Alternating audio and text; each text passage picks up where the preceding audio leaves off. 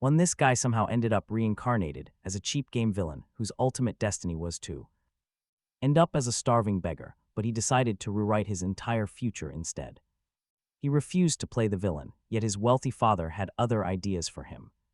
The old man demanded he impregnate every single maid in the estate within 1 year to secure heirs. Desperate to be a decent person, Moon decided to go completely against his family wishes. He gathered the staff and announced they were officially free from his father control. But things went sideways when the maid took the rejection badly. She betrayed young Moon, locking him away inside a dusty, forgotten room. Now in total secrecy, she visits him every single night to fulfill that breeding order.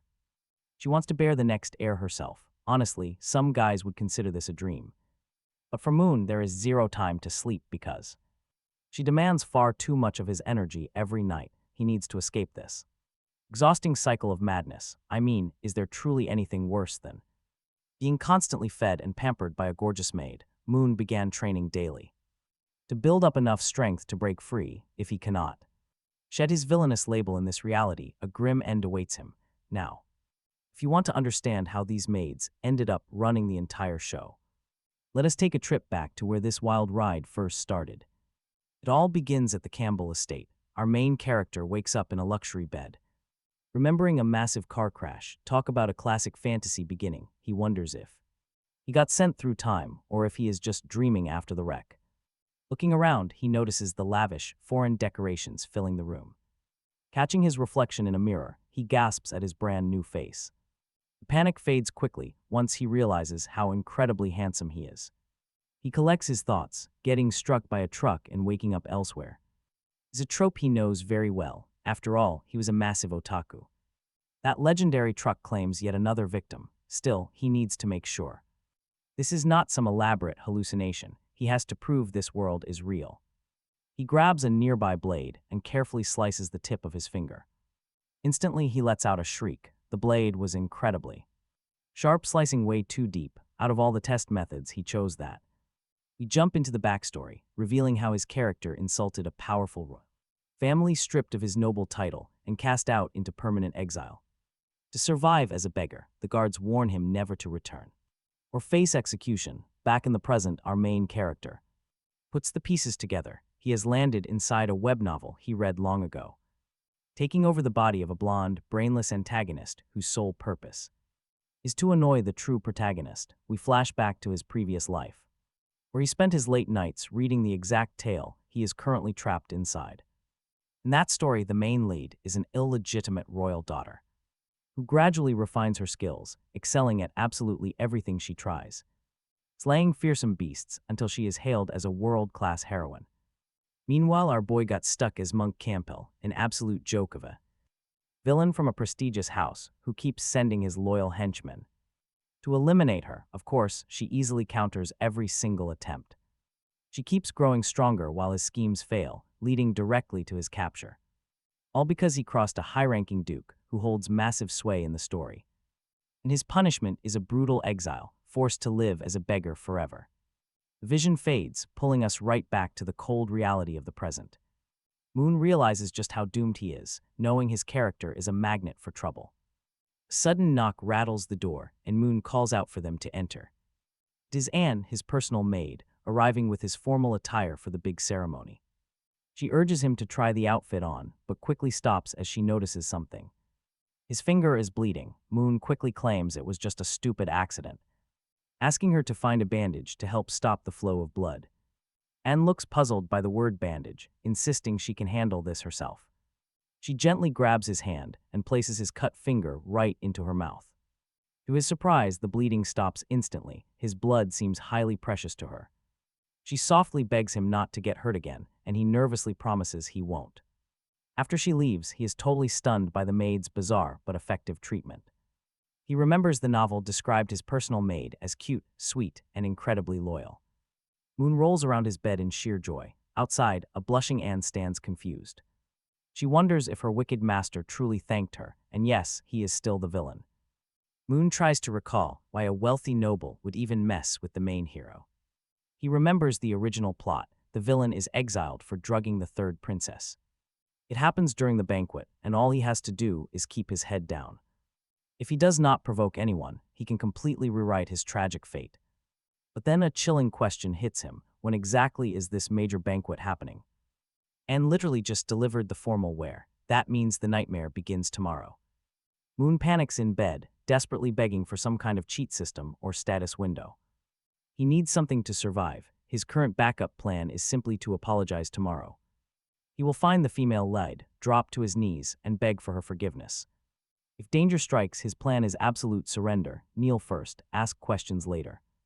Right then, a heavy object drops straight from the ceiling and smacks him. It is a mysterious book. Moon rubs his sore head and smiles, thinking help arrived.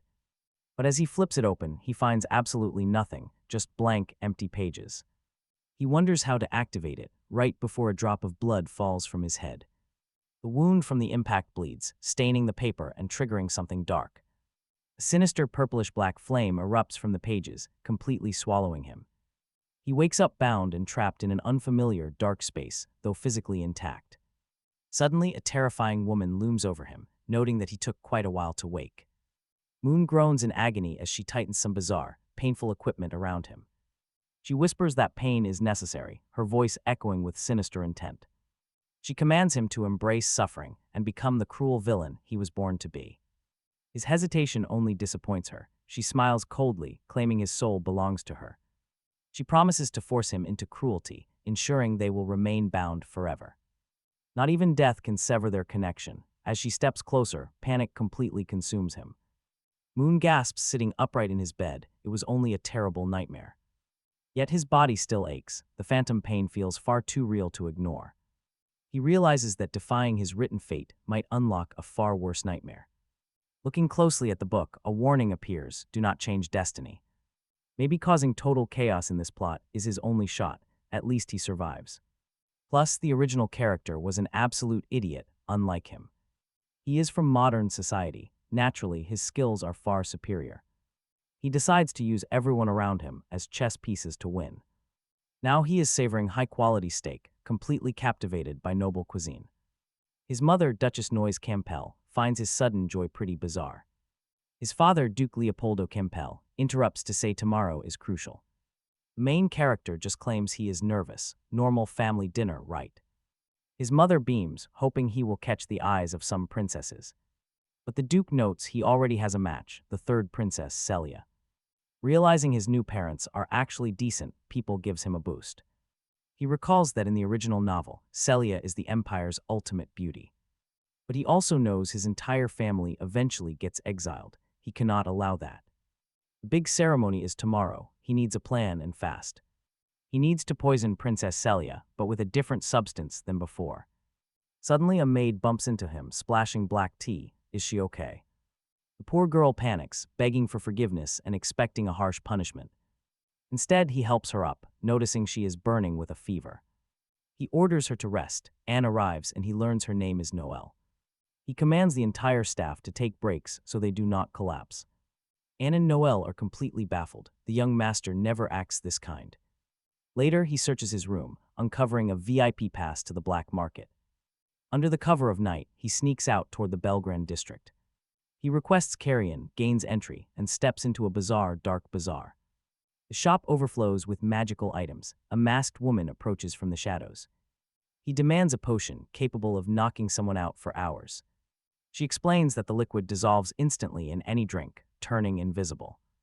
Just a drop could drop an elephant. The cost, 130,000 Emily. He lacks the funds, but Anne suddenly arrives, offering valuable info instead. The shopkeeper accepts. Our lead pays his share, securing the target drug. He even gets an extra booster potion. The merchant smiles. This secret is huge. It could yield millions from rival dukes. Soon, the day of the ceremony arrives. Whispers fill the hall. The nobles watch him warily, remembering his awful reputation. Then Princess Celia makes her entrance. He greets her with perfect charm. He praises her breathtaking beauty. Though highly suspicious, she politely thanks him. Suddenly, the true protagonist of the original book, Ariel Poncart, approaches and greets him. He responds with pure grace, calling her by name. Ariel is utterly stunned. He used to treat her like absolute garbage, but now, he is a gentleman. Wary, she slaps his hand away and commands him to move. Still, he smiles. He knows everything is changing. Next, he steps up to deliver his speech. With the speech wrapped up, his next objective is tracking down Princess Celia. He spots her quickly and apologizes for leaving her side. A husband-to-be cannot stray. He offers his hand, inviting her to dance, though she finds his behavior bizarre. Celia accepts because of the occasion. Every single eye in the room shifts.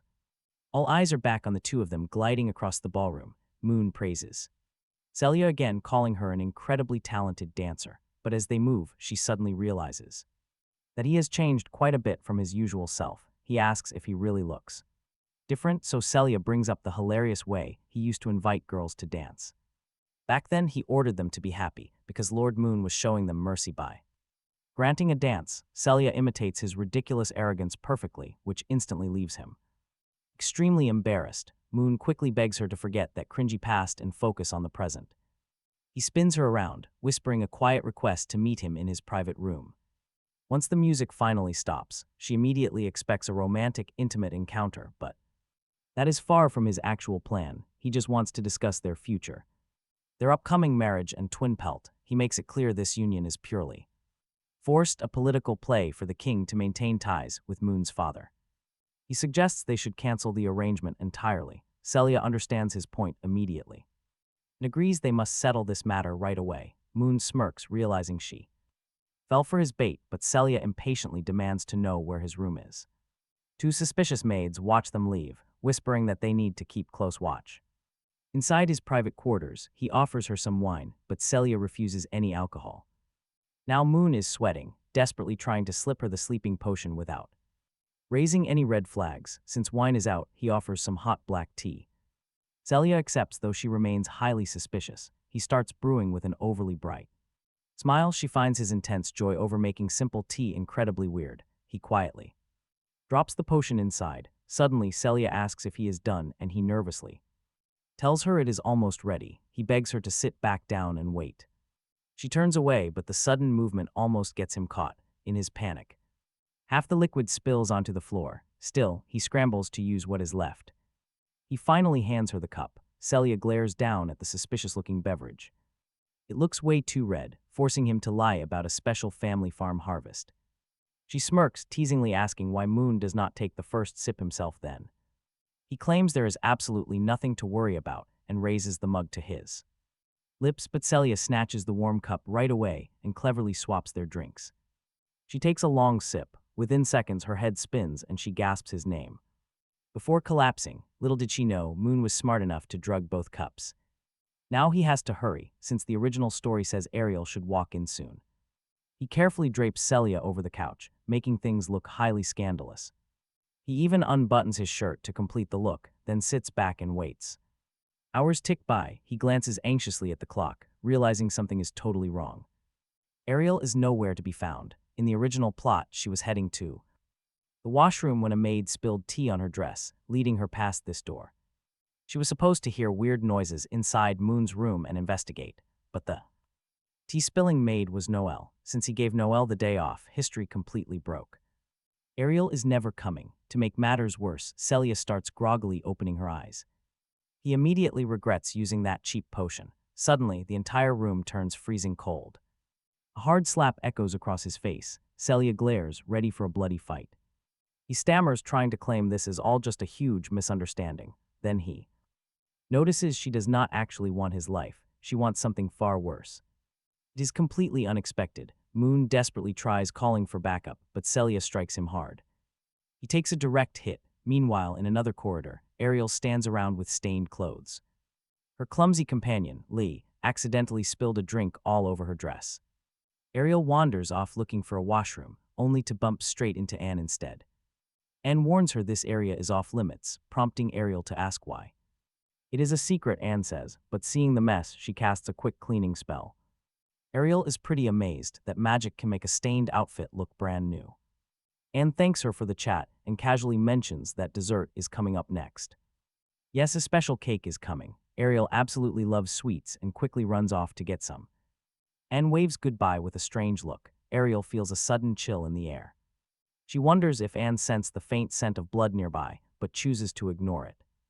Getting involved sounds like trouble right now. Getting that sweet treat is her top priority. Elsewhere, two maids whisper in the shadows. They have a secret objective and must move quickly. One notes that the security wards just picked up some highly unusual activity. Two people are caught up in something suspicious, and the maids imagine the wildest things. We cut back to Moon, who is currently face down on the cold floor. The physical fight is finished, but his real struggle for survival starts right now. Talk about a bad spot. He is totally doomed and needs to stop her. He desperately starts putting on a dramatic act, weeping about his regrets. He gasps out that he should have cherished her more and never let her go. Celia stops just short of ending him, disgusted by how utterly pathetic he is. Moon tries to defend himself, but his excuses only make her lose her temper further. She tells him that a real man who cared would have actually tried harder. Maybe she could have genuinely loved him, but he chose the most cowardly road instead. He resorted to poison, an incredibly cheap, shameful, and utterly dirty move. There is no talking his way out of this. He begs for forgiveness, but she cuts him off. She snaps at him to shut up. She never wanted things to get violent, but he left her no choice. Suddenly, a firm knock rattles the door. Celia instantly grabs him by the throat. She orders him to answer it and make sure whoever is out there stays away. Shoving him aside, she promises to keep him alive just long enough to handle this. Moon quickly adjusts his clothes, sweating bullets as he takes a step toward the door. He pulls it open expecting Ariel, but finds one of the recently hired maids instead. She is carrying some fresh tea and pastries, claiming to serve the happy couple. Moon lets her inside and points to the table, but something feels off. He remembers Anne stating that new recruits were forbidden from wandering the private halls. Before he can process this, the maid suddenly lunges directly at Celia. Moon instantly realizes she is a trained assassin, and he is not her target. A violent crash shakes the room. Celia demands to know if her brother sent her. The killer keeps her mouth shut, refusing to leak any secrets to her target. She tells Celia that this is her end, unleashing a devastating blast of explosive magic. Smoke fills the air as the killer backs away, believing the job is done. But Celia shielded herself just in time, firing back with a crushing counterattack. Moon realizes staying here means certain death, but the door is completely sealed shut. It is locked tight by magic. He frantically wonders how enemies breach the estate. Then it hits him letting those new maids in was a fatal security oversight. While Moon processes this, the brutal clash only grows more intense. The original plot is completely gone. Celia suddenly senses she is outnumbered. Meanwhile, the killer realizes Celia is prepared, but Celia offers mercy. Offering to spare her life only makes the killer laugh. She was buying time. Outside, a massive spell activates. The killer draws a dark, blood-filled potion. It is brewed from 100 children, fueling the horrific Great Sun sacrifice. Celia lunges to stop her, but a violent force slams her back. She survives the impact, but the killer is already closing in. Celia draws a short sword in desperation, but her enemy sees right through it. The girl is running on empty, her mana completely drained. One final strike will end her, but she refuses to break. Bleeding but unbroken, she stands tall as the assassin steps forward. Then out of nowhere, Moon leaps forward. Moon Campbell takes the hit. Celia freezes in absolute shock. Honestly, even Moon cannot believe he did that. The killer had told him to run, but he just could not stand by. He screams at Celia to attack instead of just standing there. The assassin swings to take his head, but Celia charges in. With a final desperate burst, she slashes the enemy's throat. Moon collapses. Through her tears, she asks if he planned this attack. He weakly shakes his head, whispering that he is perfectly okay with dying. She wanted him to act like a man, and now he has. Kneeling beside him, Celia warns him that dying now leaves no room for regrets. He smiles, forcing out his final words before his eyes close forever. She promises to tell his family, but Moon tells her not to.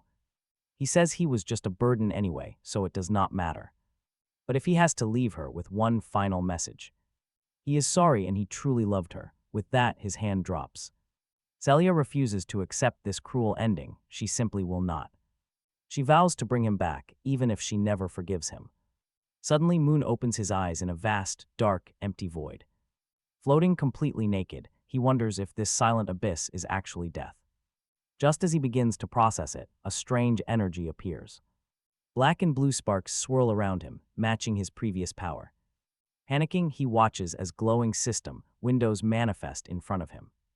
Arrogance progress 50%, jealousy progress 99%, strange system windows. He asks himself what this means as the book hovers open. The pages urge him to keep fighting, which only irritates him. If only this stupid manual had shown up before he actually died. Instead, the grimoire begins pulling his soul inside, dragging him deeper. Meanwhile, back in Belrand, the second assassin flees in frustration. She regrets not killing Moon when she had the chance. Suddenly, a terrifying figure blocks her path, radiating pure gold light. It is Lam Campbell, Moon's father, and he looks absolutely furious. He warns that anyone who touches his family will pay in blood. The killer freezes knowing she is dead, back in the bedroom, and waits. Anne stands by his bed when he finally wakes up, relieved yet deeply concerned. He weakly mutters that he just needs a quick restroom break. But trying to stand brings a sharp, sudden pain rushing through his chest. Completely drained of energy, he slumps back. She holds him steady, explaining that looking after him is her absolute duty. She has spent days cleaning his wounds and administering medicine. Her constant care ensured his recovery. Now she even offers to help undress him, leaving him completely flustered. He stammers that he can manage, only needing help to walk. Anne nods, carrying him like a child with absolute determination. At the bathroom door, he begs her to wait outside. She insists on guarding him, but he tells her to stop overreacting. Finally, the door shuts, leaving her in silence. Once he is back in bed, she reveals he was asleep for 3 days. Princess Celia personally made sure his wounds were treated immediately. She summoned the absolute best doctor, though he still lost too much blood. He asks if the princess left any word for him. Anne says nothing directly, giving him a wave of relief. But his relief fades when Anne mentions Celia spoke with the king. Indeed, the princess was the real target. A black market faction wanted her dead for years. An enraged king ordered the complete destruction of that underground market. Troops are now rounding up and eliminating everyone involved. Surprisingly, the Campbell family was left entirely untouched. His father was braced for the king's wrath, but they bypassed them.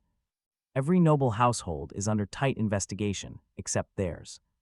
Moon asks her to slow down because this is just too much to handle, and gets close, suspiciously asking if anything happened with the princess. He instantly denies it, knowing that would mean a public execution. She dryly agrees that a public execution would definitely happen. She abruptly drops the topic and hands him his medicine. Swallowing the foul brew immediately makes his stomach churn. Anne reassures him, calling it a normal reaction.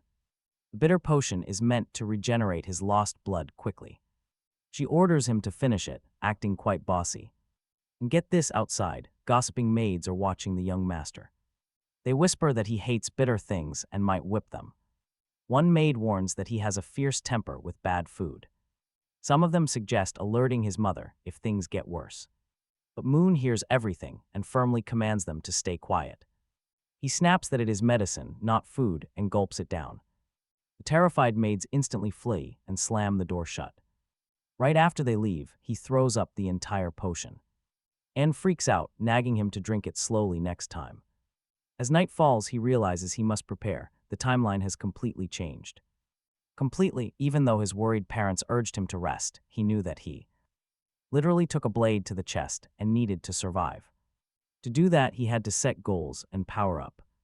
In his notebook, he wrote down his targets: survive and avoid that absolute psycho. Become much stronger and absolutely never trust the creepy black book. Moon sat reflecting. Who was that crazy woman anyway? Why on earth did she want to love him in such a twisted, sickening way? He recognized nobody who looked like her. It was terrifying. He was completely lost. Out of frustration, he threw himself back onto the bed. Overthinking this would not help. He just needed power. The rest could wait. Then Moon recalled the original novel and its useless villain. That pathetic guy spent a whole year at the academy just to learn how to light up a ceiling, and that was literally his entire arsenal. But Moon needed real strength. He had to join Ariel's squad.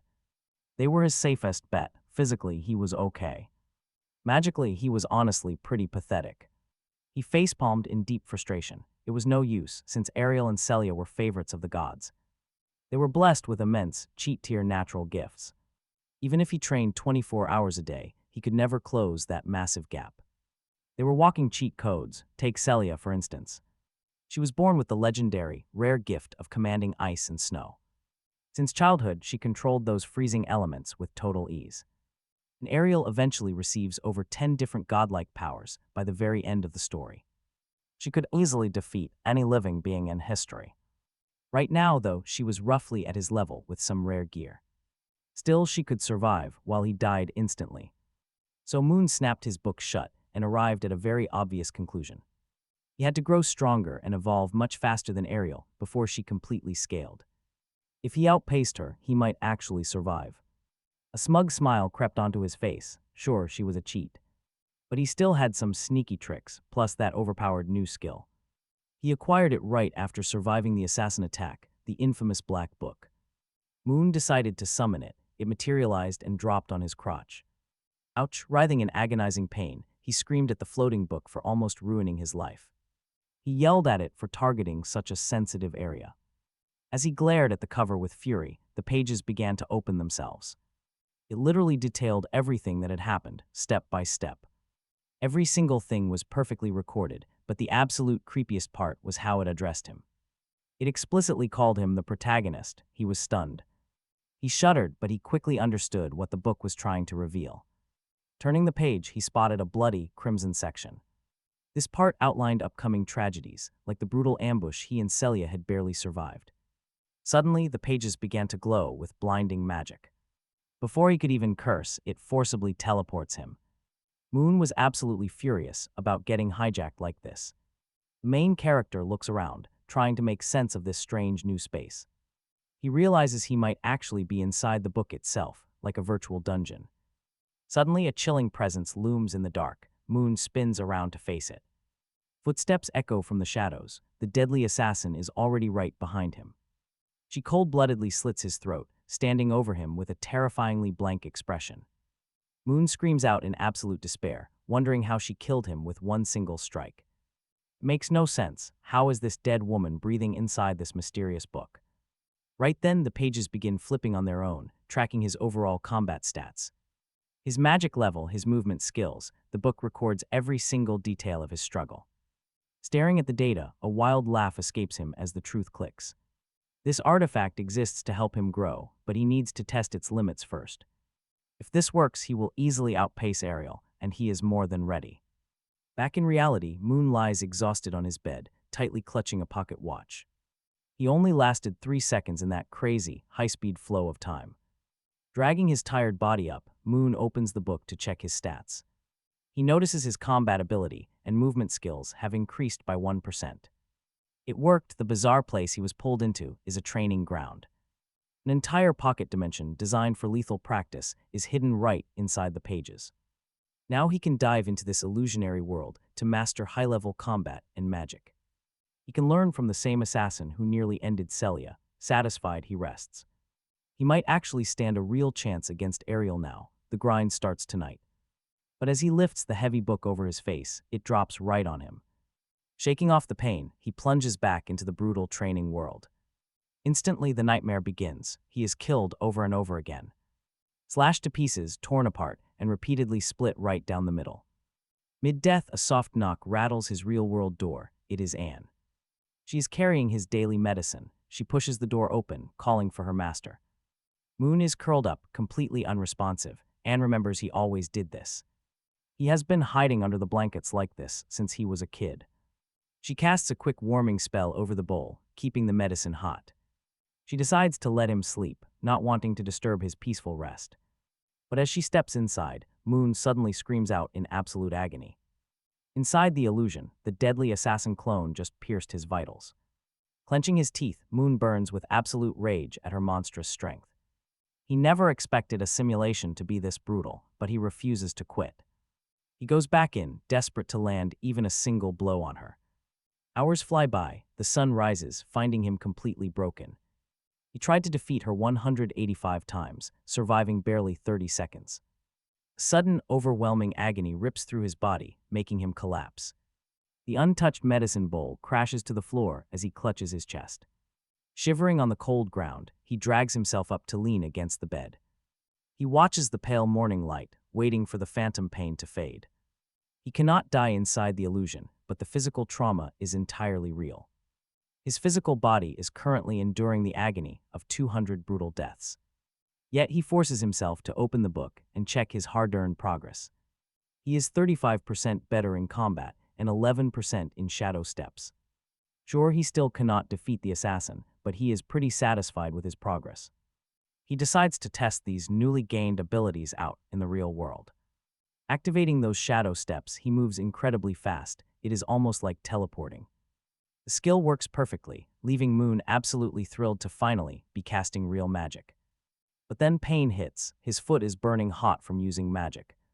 His foot became so hot from the magic that it is burning with pain, lying on the ground. He realizes he needs a lot more practice to get used to it. He needs a better way to train, perhaps a master who can actually teach him. Soon, Moon is headed to the Magic Academy, but no one there teaches combat arts. Magic is crucial, sure, but mastering both swords and spells would put him ahead of everyone.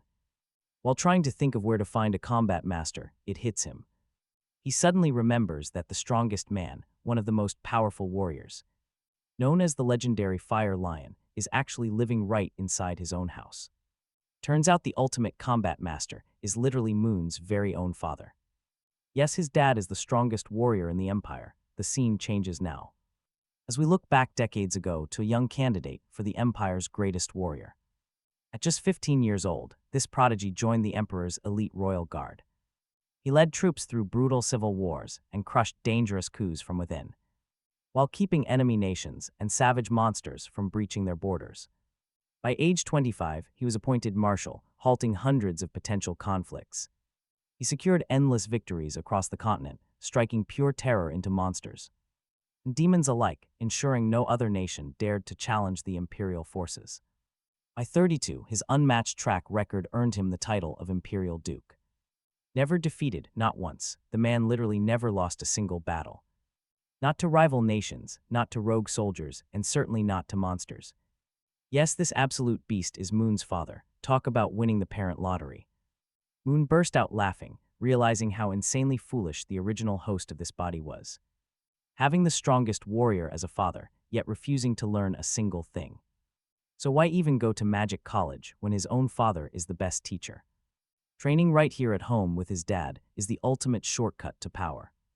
Right then, Anne interrupts his thoughts, asking him to meet with his father immediately. Moon smiles, replying that he was actually just planning to do the exact same thing. Walking out, they pass other maids whispering and asking Anne if she got promoted. She proudly confirms it, explaining she became the head maid after Moon finally woke up. The terrible incident back at the mansion shook up the entire household staff. Moon feels a pang of guilt, knowing the former head maid chose to resign. It was all because of the chaotic assassin attack involving Princess Celia and himself. And quickly reassures him, insisting it was entirely the woman's own choice to leave. She simply felt it was time. Outside, Moon's mother suddenly wraps him in a tight hug. She's holding on to him with pure affection, incredibly relieved by his steady recovery. Smiling warmly, she begs him to call her mommy, squeezing him tightly. Honestly, her grip is surprisingly powerful, gently pulling him close to her belly. She asks with a knowing smile if he notices anything different about her. And just like that, the shocking revelation drops regarding his mother. She is indeed pregnant. If you guessed that, you were absolutely right. They actually found out during Moon's medical checkup after his accident. It is true, she has been expecting for quite some time. And our main character is absolutely thrilled to hear he is finally getting a sibling. His dad suddenly chimes in, jokingly asking if he wants even more. His mother quickly tells them to take it easy since she is only one. Later on, the family gathers together again, but Moon suddenly freezes in shock. His father suddenly has to return to serve in the Imperial Army. He is scheduled to deploy straight to the dangerous front lines this afternoon. In a month, Moon starts his Magic Academy classes, leaving his mother alone. She will be the only family member left in the massive mansion. Luckily, one of the loyal maids promises to take excellent care of her. Moon immediately protests, desperately telling his father that he cannot leave them now. Why him? Doesn't this massive empire have plenty of other capable generals? Surely they have plenty of powerful warriors who can go fight instead. Why does his own father have to march straight into this sudden war? His father explains that very few people can actually handle the brutal front. The demons are already preparing to launch a massive invasion against the Empire. Specifically, the Abyssal Demon Clan, the absolute strongest of all the factions. Hearing that name triggers a truly terrifying memory in Moon's mind. The Abyssal Clan wants total annihilation, aiming to wipe humanity completely off the map. In 3 years, Ariel is supposed to stand up and stop them. But until then, Moon's father will be stuck fighting at the front. That means he is losing his absolute best mentor just when he needs him. Moon nervously sips his tea, trying to suppress the growing dread inside. Soon they arrive at the Imperial outpost, with Moon still feeling highly anxious. While he worries, his parents casually chat about naming their upcoming baby. His father calls him over, warmly praising him for being such a great son. He risked everything to protect Princess Celia, even when facing certain death. Courage is something Moon clearly has in spades, making his father incredibly proud. He tells Moon that a man's ultimate duty is protecting his family and country. The crest of the Campbell lion represents their legacy as the Empire's sharpest sword. Now that Moon is growing into a proper man, his dad wants to support him. He wants to make sure his son becomes as incredibly strong as he desires. He advises him to follow his own path and grow powerful on his own. These supportive words are exactly what Moon needed to hear at this moment. His father pulls him into a warm hug, urging him to start his journey. Meanwhile, Anne stands quietly in the background, watching the emotional scene. She has that characteristic look of hers that always keeps people guessing. But then Moon's father prepares to drop a major piece of information. He explains that Anne was actually hired back when she was very young. She comes from a humble family, but they are incredibly honorable and intelligent. On top of that, Moon and Anne have always been incredibly close. She genuinely loves him and is determined to win the young master's heart. His father adds that the Campbell family must absolutely secure its legacy. Future prosperity, but Moon cuts him off. He states that he is destined for Celia, meaning he cannot date Anne as his father wishes. But the patriarch reveals that it was all just a sham, a false plan designed solely to balance the Empire's powers when Princess Celia takes the throne. After that, Moon and Celia would end their engagement. They would separate, going their own ways. To put it simply, the father wants his son with Anne, believing they were destined from the start. This scheming dad has actually been plotting this setup for years, aiming to secure a brand new grandchild within the next 3 years. And that child absolutely must come from Anne. It is a direct command. Talk about a massive curveball dropped out of nowhere. It seems Moon has been destined for Anne since they were toddlers. Once his father leaves, Anne asks Moon if her name came up during their little chat, wondering if there is something she needs to do. But Moon just brushes it off, saying it was nothing. He explains his dad wants to pair them up and even suggested they make a baby to carry on the Campbell bloodline, though he insists it was all just a silly joke from an old man that she should completely ignore. Anne quietly watches him, speechless. Moon then places a hand on her shoulder, noting that while she is currently a maid, everyone finds their own path. Eventually, he praises her as an amazing woman, the absolute best maid around, who deserves a truly incredible partner, not a useless noble like himself. He tells her that if she ever falls in love, she must speak up so he can help her be with that special someone. Anyone who serves their family so loyally deserves a peaceful, happy life. With a good partner squeezing her shoulder, he tells her to go chase her own dreams and find the happiness she deserves. He walks away, feeling incredibly proud of this seemingly profound speech. Moon imagines she is deeply touched, probably holding back tears of gratitude. Instead, Anne stands there frozen, completely speechless and absolutely furious.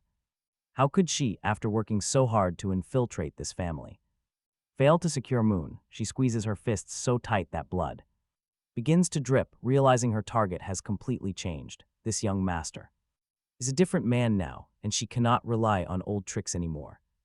Later that night, the scene shifts deep inside the quiet Campbell mansion. Moon is found burning the midnight oil in the library, determined to push past his limits, even without his demanding father watching over him. He maps out his next crucial moves while studying the massive archives. Joining the academy is currently out of the question, since he might run into the actual main characters of this world. He simply is not strong enough yet to handle that. To buy time, he will request a leave of absence to skip the school term entirely. First, he needs to master every hidden martial arts manual in the archives. Once he fully absorbs those skills, he will train inside the book. Simulation to conquer that deadly assassin, focused on growing stronger. He is deep into a book on magic and martial arts. Then Moon picks up the mysterious black book to test a theory. Upon using it, he discovers something incredible. He does not even have to read the whole thing. Just getting through a decent portion is enough to master all its skills. This is insanely powerful, a complete cheat code of an ability for him. Satisfied, Moon gently taps the cover. When he first got his hands on it, he had no idea how to use it, completely worthless. Now, though, it is proving to be incredibly valuable. Just then, Anne appears and asks if he is still studying. He nods, realizing she has brought him dinner. As she sets the table and helps him get settled, Moon mentions that nearly all the mansion staff left with his father, only Noelle and 3 maids, are left behind to manage this massive estate, a brutal, exhausting task for just 4 people, but Anne insists it is their duty, no matter how tiring. Then she presents a bottle of incredibly rare wine, explaining that one of the counts, a friend of Moon's father, sent it as a gift. It is an extremely rare vintage meant for them to share. Only 100 bottles of this wine are made each year, selling on the market for up to 200,000 emeries. Anne eagerly asks Moon if he would like to have a taste. But as he continues eating, Moon politely turns her down. No wine. He explains the alcohol would make him drowsy, and since he has to study. But when he turns her down, watch closely, Anne's grip gets incredibly tight. Bottle a bit tighter in a subtle flash of tension before asking what he wants to drink. Moon tells her that coffee would be perfect to keep him going. Anne apologizes and says they are out because a careless maid left the container open, ruining the beans, totally spoiled. Now only black tea remains, which they keep fully stocked. As he finishes eating, Moon feels a strange sense of familiarity creep in, almost as if he had already lived through this exact moment before. Even though he is slightly bummed about the missing coffee, he accepts the black tea to help him stay awake all night. He finally raises the warm cup and takes a slow sip, but suddenly his body locks. Something is wrong. His pen clatters to the floor. Moon collapses, raising a shaking finger at Anne as he realizes her betrayal.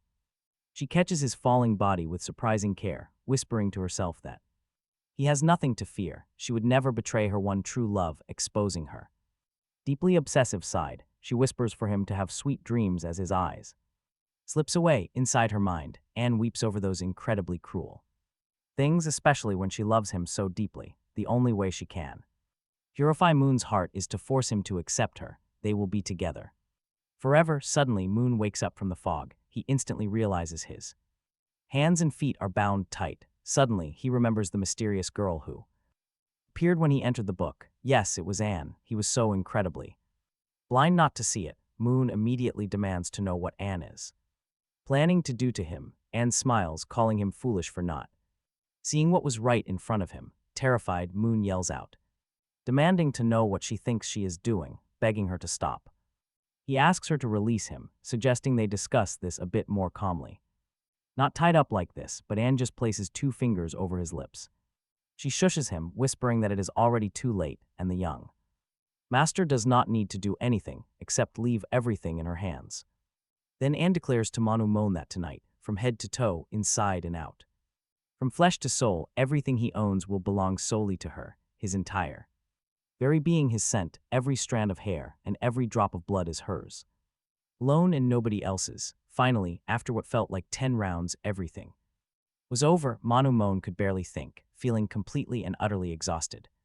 He could not believe Anne had the energy to keep going for so long. He could no longer feel his body. Then, he realized the person responsible for turning the original character into an idiot was actually Anne. She probably did the same things to the original main character, which explained so much about his strange behavior. He recalled past moments when Anne went to extremes to please him. He told her she did not need to try so hard, but as he spoke, Anne shoved her finger in his mouth again, stating she would do everything her own way since he belonged to her. Anne continued, telling Manu Moon that she would never abandon him and would stay by his side forever, demanding that he accept it once and for all. Manu Moon was completely perplexed by this declaration. He had never expected anything like this. Who would have thought that this gentle, trusted maid was actually harboring such a dark obsession. Meant Ari, a woman entirely obsessed with the main character. She was the person behind the ruin of the original character, making him a complete idiot to control him as she pleased. As he thought about this, he admitted to himself that last night had not been entirely bad, despite the struggle. But then he remembered a prophecy in the Black Book stating that if he stayed with Anne, he would end up dying at her hands. Yes, the prophecy indicated that Anne would kill the main character. With that terrifying thought, Manu Moan decided that he needed to leave this place immediately. He had to escape Anne as fast as possible and put maximum distance between them. Otherwise, everything would be lost and his death would be inevitable. But as he tried to move, Anne woke up, asking what he was trying to do. Manu Moan, acting fast, replied that his wrist hurt and he just wanted to stretch a bit to relieve the pain since he had been tied up so long. Anne, however, completely ignored his excuse. She noted it was already noon and she had to get ready to clean the mansion. As she dressed with Manu Moan still bound behind her, she mentioned how much it pained her to be separated from him even for a few minutes or hours. Still, she had to handle the mansion affairs so nobody would suspect anything. And as she finished getting dressed, she kept talking to him. The young Master Manu Moan belongs solely to her. With other people in the mansion, she thinks she should probably kill everyone so they will not bother her and Manu Moan. The shocked main character yelled back, asking what she meant by eliminate, asking if she will kill them when they are good people. And finished getting ready, but Manu Moan keeps yelling, saying that he will. He would never let her do something like that, but Anne steps close and speaks. If any other maid falls for the young master, she promises to kill her on the spot.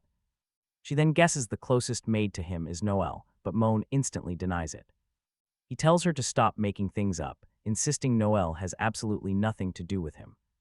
But wait, Anne suddenly laughs, claiming it was a joke and she would never do that. Doing something that crazy is not her style, though she really wants to be with him.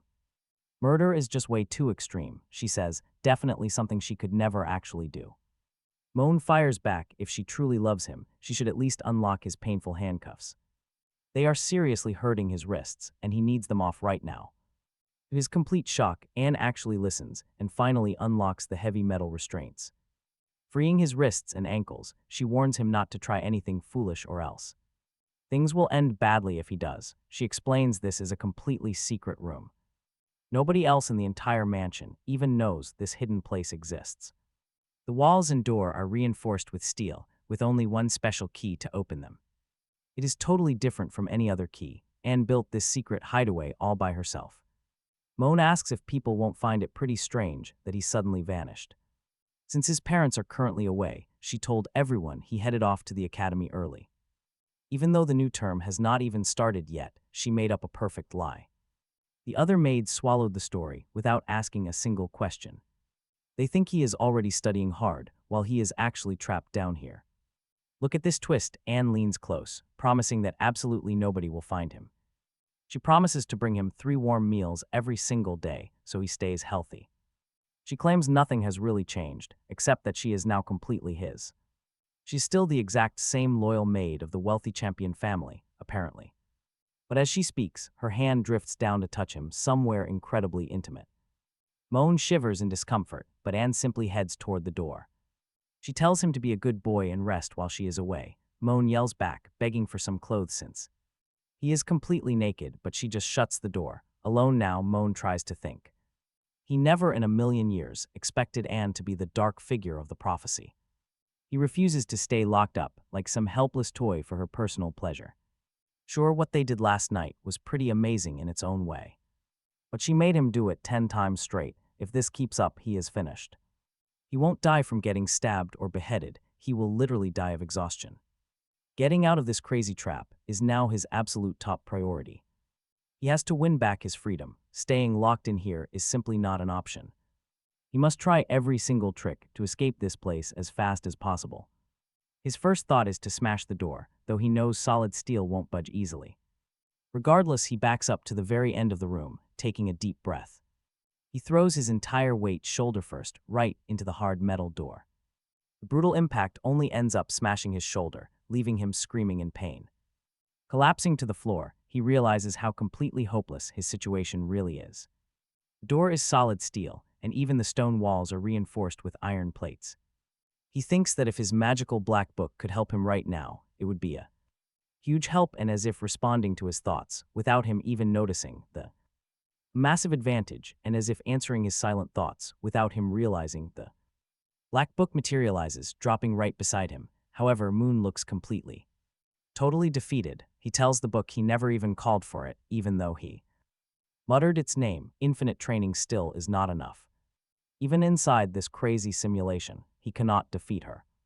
Thyan, she's chosen by the gods, just like Celia, meaning there is simply no way to ever beat her. He just lies on the floor, book resting beside him. He just stares. What is he even thinking right now? Finally, he grabs that heavy black book and decides, screw it, since he is trapped here doing absolutely nothing, he might as well train inside. He can try to somehow prepare himself to face Thyan, even if it feels completely impossible. But as he opens the pages, something catches his eye. The texts from yesterday are all there. All the information he needs is saved inside, and this might just be his ticket out of here. Soon, quite some time passes by, and we see Moon training incredibly hard. He is pushing through push-ups, aiming to hit 200 reps. Yes, 200. Totally exhausted, he collapses. He realizes his body is in great shape, and he starts reflecting on how the Black Book heavily assists him with complex magic and martial arts. But to build real strength, he has to resort to primitive methods, like good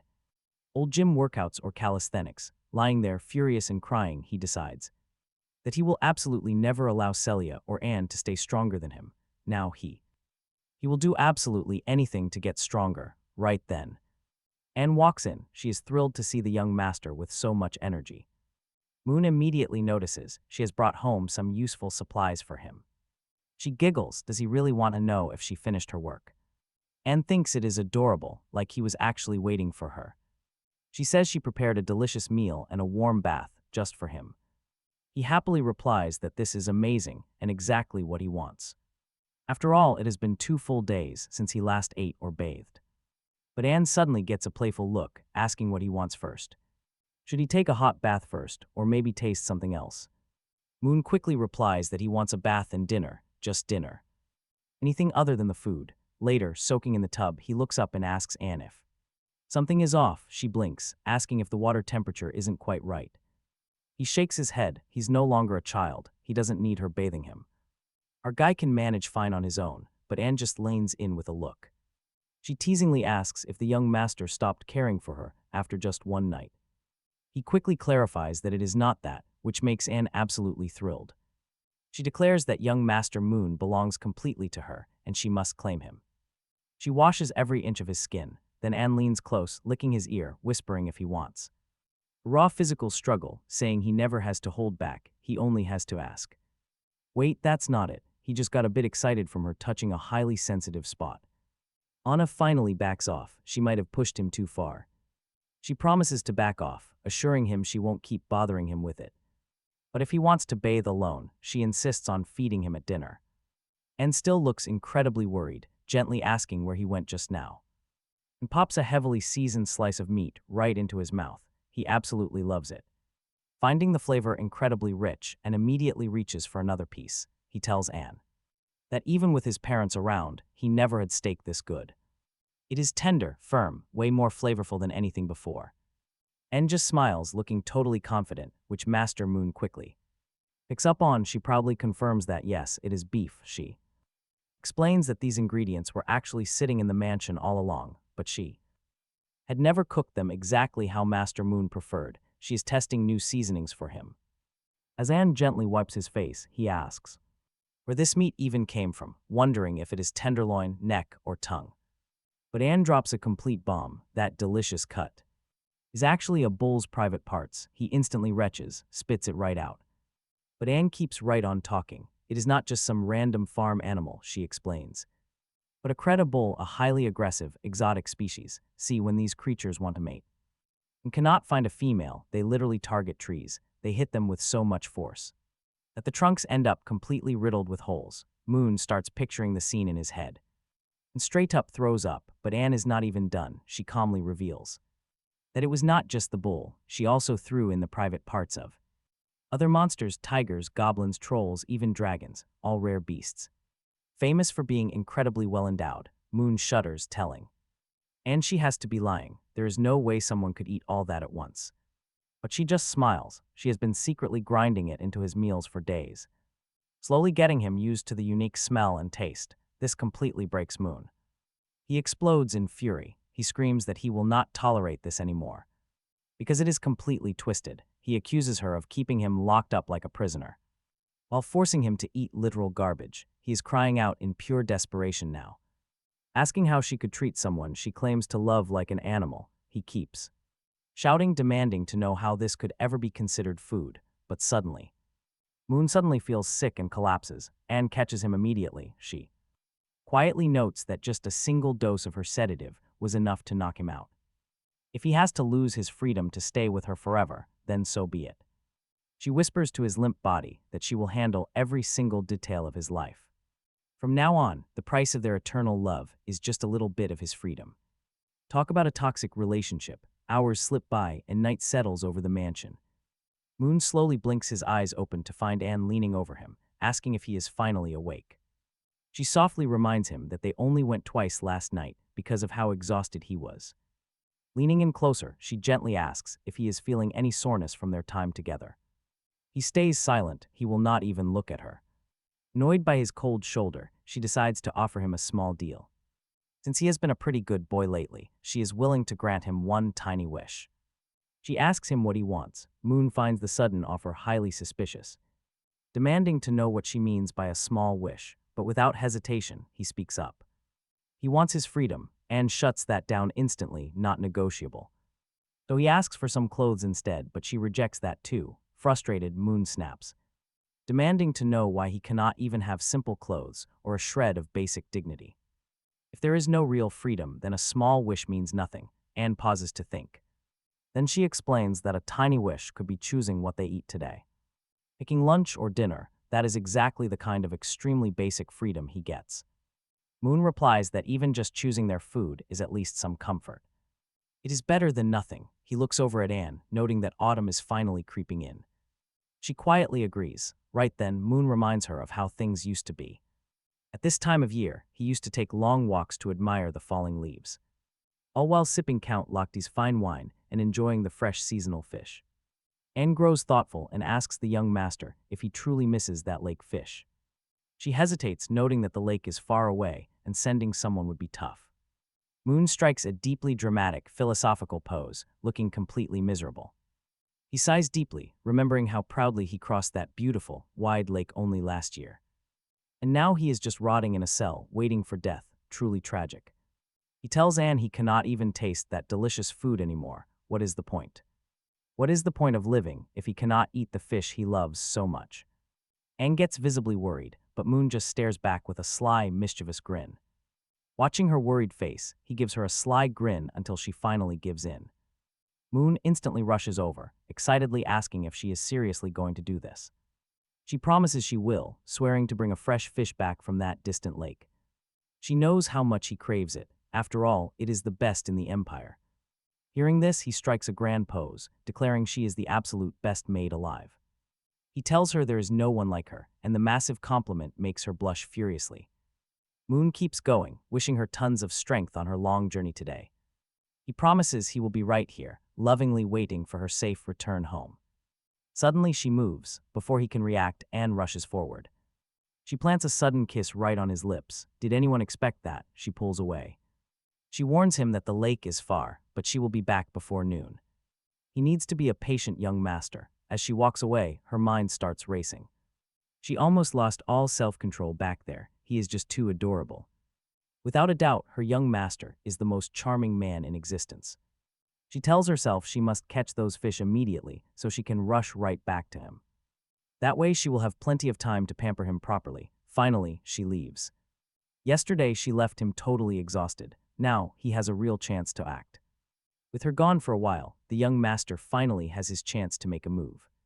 A mysterious black book materializes, and he asks if it has any other pocket dimensions hidden inside.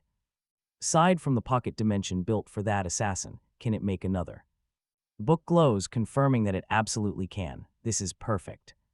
He wants to create a special training space consisting of identical rooms and countless doors. He needs 1,000 identical rooms, each sealed tight with 1,000 complex locks. His ultimate goal is to practice escaping until he becomes an absolute expert at picking locks. The book slowly swings open, pouring out waves of dark purple magic.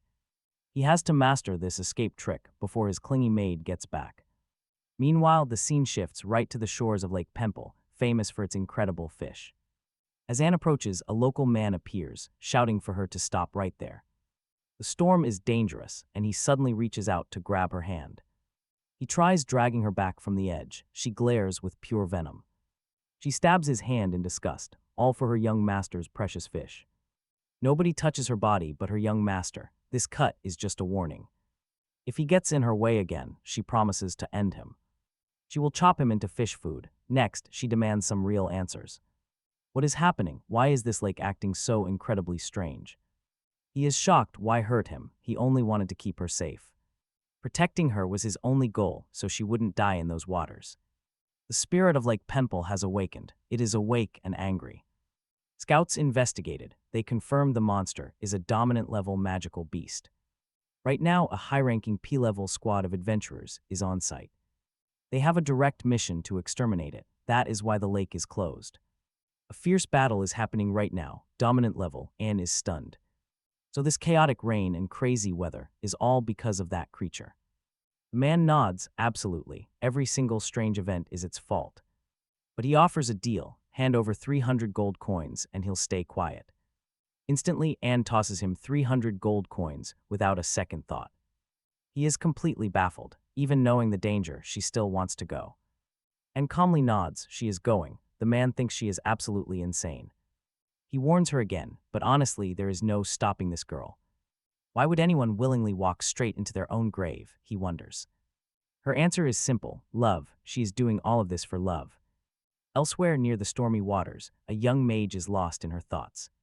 Once the battle ends, she plans to finally confess to her crush. A loud shout breaks her daydreaming. What is she waiting for? The warrior holding a shield orders her to quickly cast support and healing spells. They can't hold the line much longer. Erica promises she's on it. Suddenly, the water erupts. The terrifying beast surges forward in a violent flash. Out of the waves rises a gigantic prehistoric shark, a literal megalodon. The ferocious spirit of Lake Pemple immediately launches an attack on them. It fires a massive blast of pressurized water. Roach quickly raises his shield. The beast strikes with devastating force. He braces for the heavy impact. His barrier manages to hold, but the intense pressure is overwhelming. He screams at Erica to launch her attack magic. He can't last. Panicking, Erica freezes for a second, but desperately begins her chant. She prepares to cast a freezing ice spell, but another magic strikes first. A sudden fiery explosion slams into the monster, burning it from inside. Their ally Tia yells for Roach to strike while the beast is vulnerable. Taking his cue, Roach charges forward with everything he has left. He leaps onto the burning creature, aiming a heavy blow at its head. The direct strike sends the flaming monster crashing back into the lake. Roach is completely exhausted and bruised up, but a victorious smile crosses his face. He turns back toward the mages, wearing that proud, battle-worn grin. Breathing a heavy sigh of relief, it is finally over. He looks at Tia. Praising her quick thinking, he tells her that fire spell was absolutely perfect. Watching from the shadows, Erica felt a heavy ache seeing Tia take his attention. It hurt to watch the person she loved look at someone else like that. She could not understand why Roach cared so deeply for this newcomer. Memories of their childhood flooded back, of a time when they were inseparable. Back then, they promised to stay together forever, but he forgot. Standing far away, she thought of how she always tried reaching him.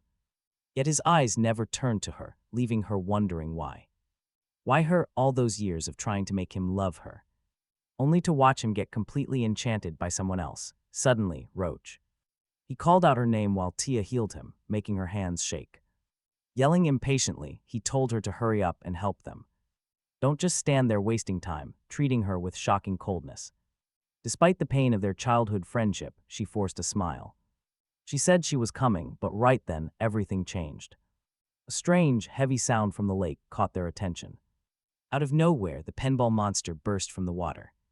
They stood frozen. How on earth was this creature still breathing? It was severely burned, sliced up, and took a sword blow. But get this, there was actually a second spirit in there. And this new beast was way stronger than the first one. Tia immediately fired her explosive magic straight at its head. The direct hit landed perfectly, but it did absolutely nothing to it. The spirit quickly charged a devastating spell. With one strike, the ground shattered completely beneath their feet. Erica barely pulled him away. He yelled at her to get back, saying it was hopeless. She refused to leave him. Roach snapped that keeping Tia safe was his responsibility on this team. Speaking with absolute resolve, he was ready to pay the ultimate price. He would die for her. Erica stood completely shocked, dying for a girl he barely knew. With that, he charged forward, while a shadow watched them from afar. It was Anne calmly summoning a massive scythe out of thin air. To her, it looked weak. She remembered having a much tougher time hunting down giant dragons. Those fights required actual effort, unlike this weak spirit. There was no need to collect any parts this time. Instead, she was just going to completely wipe it out.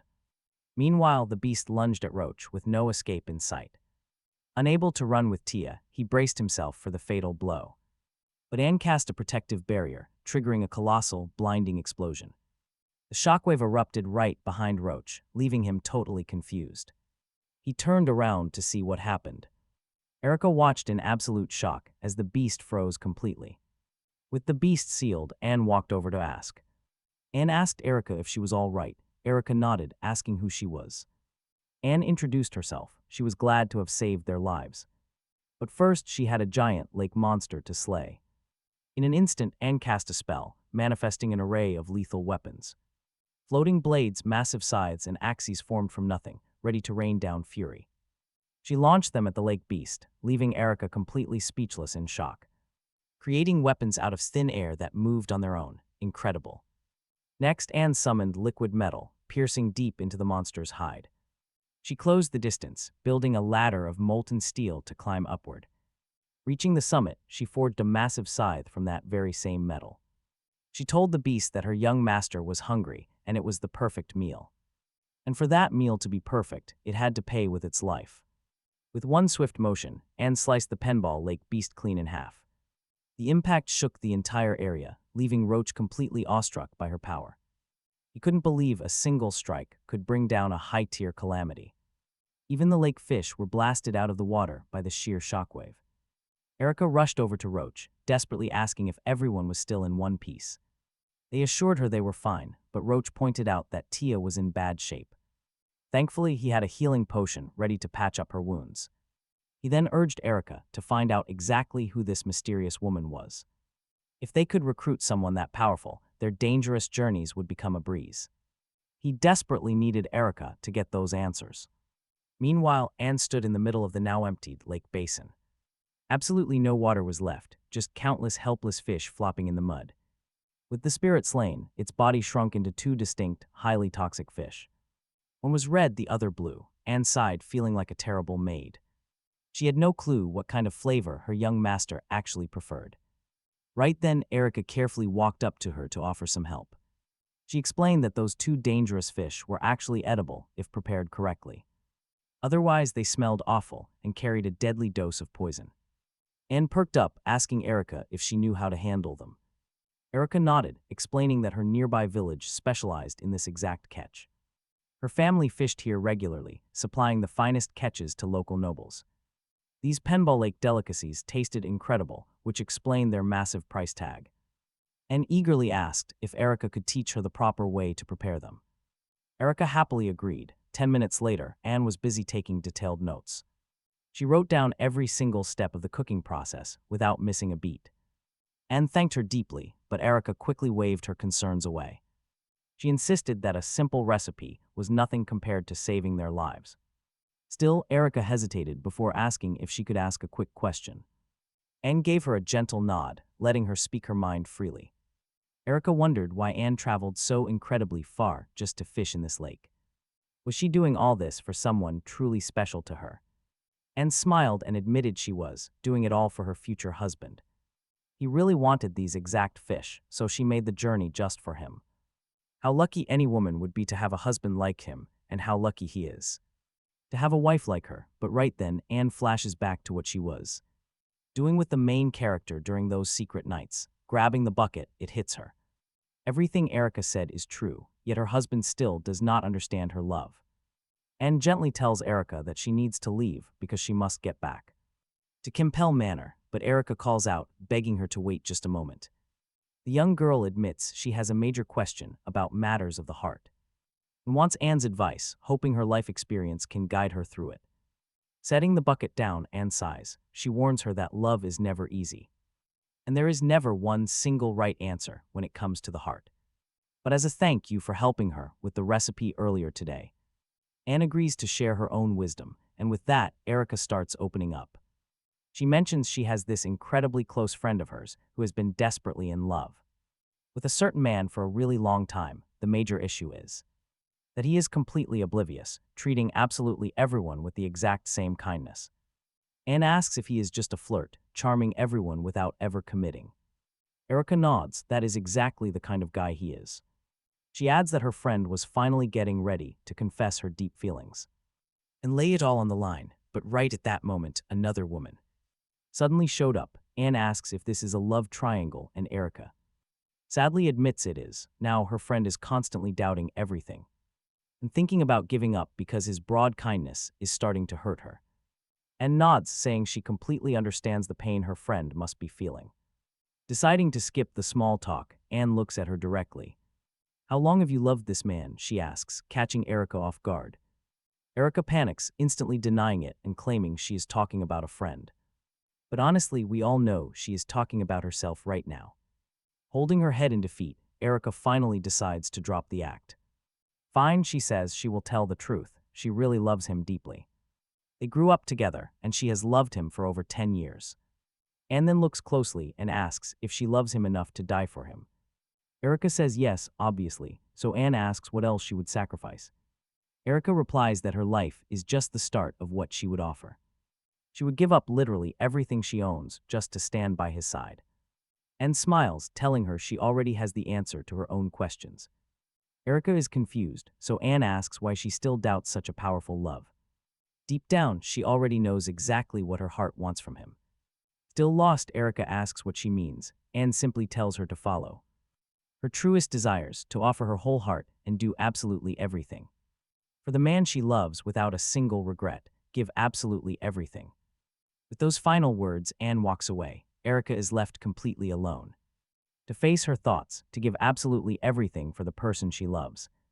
She whispers to herself, but suddenly a strange sensation washes over her. Erica starts to gasp as a dark, inner voice whispers in her mind. She collapses to the cold ground. Are you truly ready? The voice asks. Give up all morals, laws, and even your own life, would you? Lose everything, Roach calls out, asking Erica if she is all right. Deep inside her mind, the dark voice insists on knowing the truth. Can she let him be happy? Never. Erica tells it that is impossible. Sharing him with another girl is out of the question. Jealousy would consume her. She hates that feeling, desperately telling the entity she wants him alone. That other girl is nothing special. There is no way they can end up together. The voice whispers its understanding, urging her to follow her deepest desire. Claim him, conquer Roach completely, and leave a permanent mark on him. Make him yours alone. Erica hesitates, knowing Roach is incredibly strong. How can she possibly conquer him? The dark entity has the perfect answer. To control any man, no matter how powerful, just break his limbs. Put a collar on his neck, he will become an obedient, barking puppy. Trust me, girl, I will grant you the ultimate power of absolute love. Now we see Erica standing in a completely different, strange place. Dominated, then reality snaps back. Roach asks Erica if she is okay. He explains she suddenly fainted right after that mysterious woman vanished. She only just woke up. Erica quickly assures him Miss Anne did nothing. She claims she merely collapsed from exhaustion after pushing her magic too far. As for the favor she owed, Erica explains that Miss Anne cannot join them. She is a noble servant, so joining their adventuring group is impossible. Roach feels a bit disappointed. He really wanted to thank her for saving them. But with her gone, they must move on. Suddenly, the ant speaks up. Feeling slightly better, she asks Urka about a strange mark on her chest. Startled, terrified, Urka desperately tries to cover up the sudden mark. It is nothing, she lies, just a minor burn from the monster. She frantically urges everyone to leave, suggesting they find a safer place to talk. There might be another lake beast nearby, and they stand no chance. If another monster appears, they are finished. They need to go now. Roach agrees with Urka. They truly need a secure spot to rest. He gently lifts the ant. Shocked, she demands to be put down. She snaps back, insisting she can walk on her own despite her injuries. Roach ignores her protests entirely, telling her not to be so stubborn. He tells her she is lighter than a feather anyway, so it's fine. Carrying her all day would be easy, but the ant is furious. She calls him an idiot, muttering that he has absolutely no clue. Unnoticed, Urka watches their playful banter with a dark, chilling stare. She keeps her cold eyes locked on them as the scene shifts. Suddenly, the scene changes, taking us back to Moon's quiet bedroom. Moon lies in bed, completely overjoyed when Anne finally walks through the door. He is absolutely starving, having gone without any food for far too long. Anne playfully asks if he truly missed her that much, but Moon denies it. He complains that she was gone all day, leaving him to nearly starve.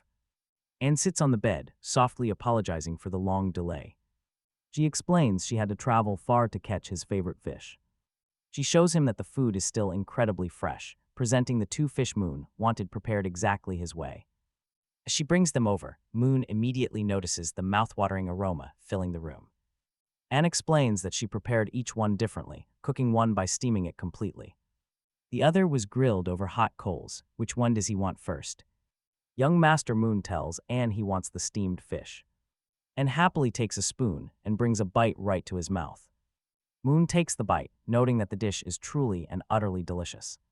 He even asks if Anne wants to try some since it is so good, but she declines. She insists the meal was prepared especially for her young master. Still, she warns him to be careful because this specific fish has a lot of bones. Moon scoffs, replying that he is not a kid anymore and can handle eating it just fine. But after just a few seconds of chewing, he realizes he is choking. A bone is stuck in his throat. Right then, Anne claims there is only one solution. She climbs right on top of him, stating she can get the bone out with a kiss. Moon is completely bewildered, asking what on earth she means by a kiss. Anne simply smiles, explaining that a kiss is the perfect solution to everything. Since her powers are so incredibly strong, she can cover his nose and blow into his mouth. This will force the bone straight down to his stomach without hurting him at all. Problem solved, but Moon is absolutely terrified by the whole idea. He keeps wondering how on earth a kiss could possibly fix a choked throat. But he has no choice. Anne leans in and kisses him with all her strength. He is totally helpless. She grabs his arm, locking him in a remarkably intense embrace. Gasping for air, an exhausted Moon tells Anne that he almost could not breathe. She held the kiss for so long that he was literally running out of oxygen. Anne proudly tells her young master to look closely at her tongue. She actually managed to pull the bone right out of his throat. Moon thanks her for saving his life, nervously asking if he can eat the next fish alone. He promises he will be careful this time, while Anne just silently watches him. A bit of time passes as Moon finishes the food under her happy, watchful gaze. For a second they look like a sweet couple, but something feels slightly off here. There is definitely a darker vibe lurking beneath the surface. Soon, Moon finishes his meal. He tells Anne that the legendary dish definitely lives up to all the hype. Anne smiles, turning to Moon with a very sudden, serious look on her face. She asks if, since he is full, they can finally do that thing now. She explains they must follow the established traditions of the land of Tudok.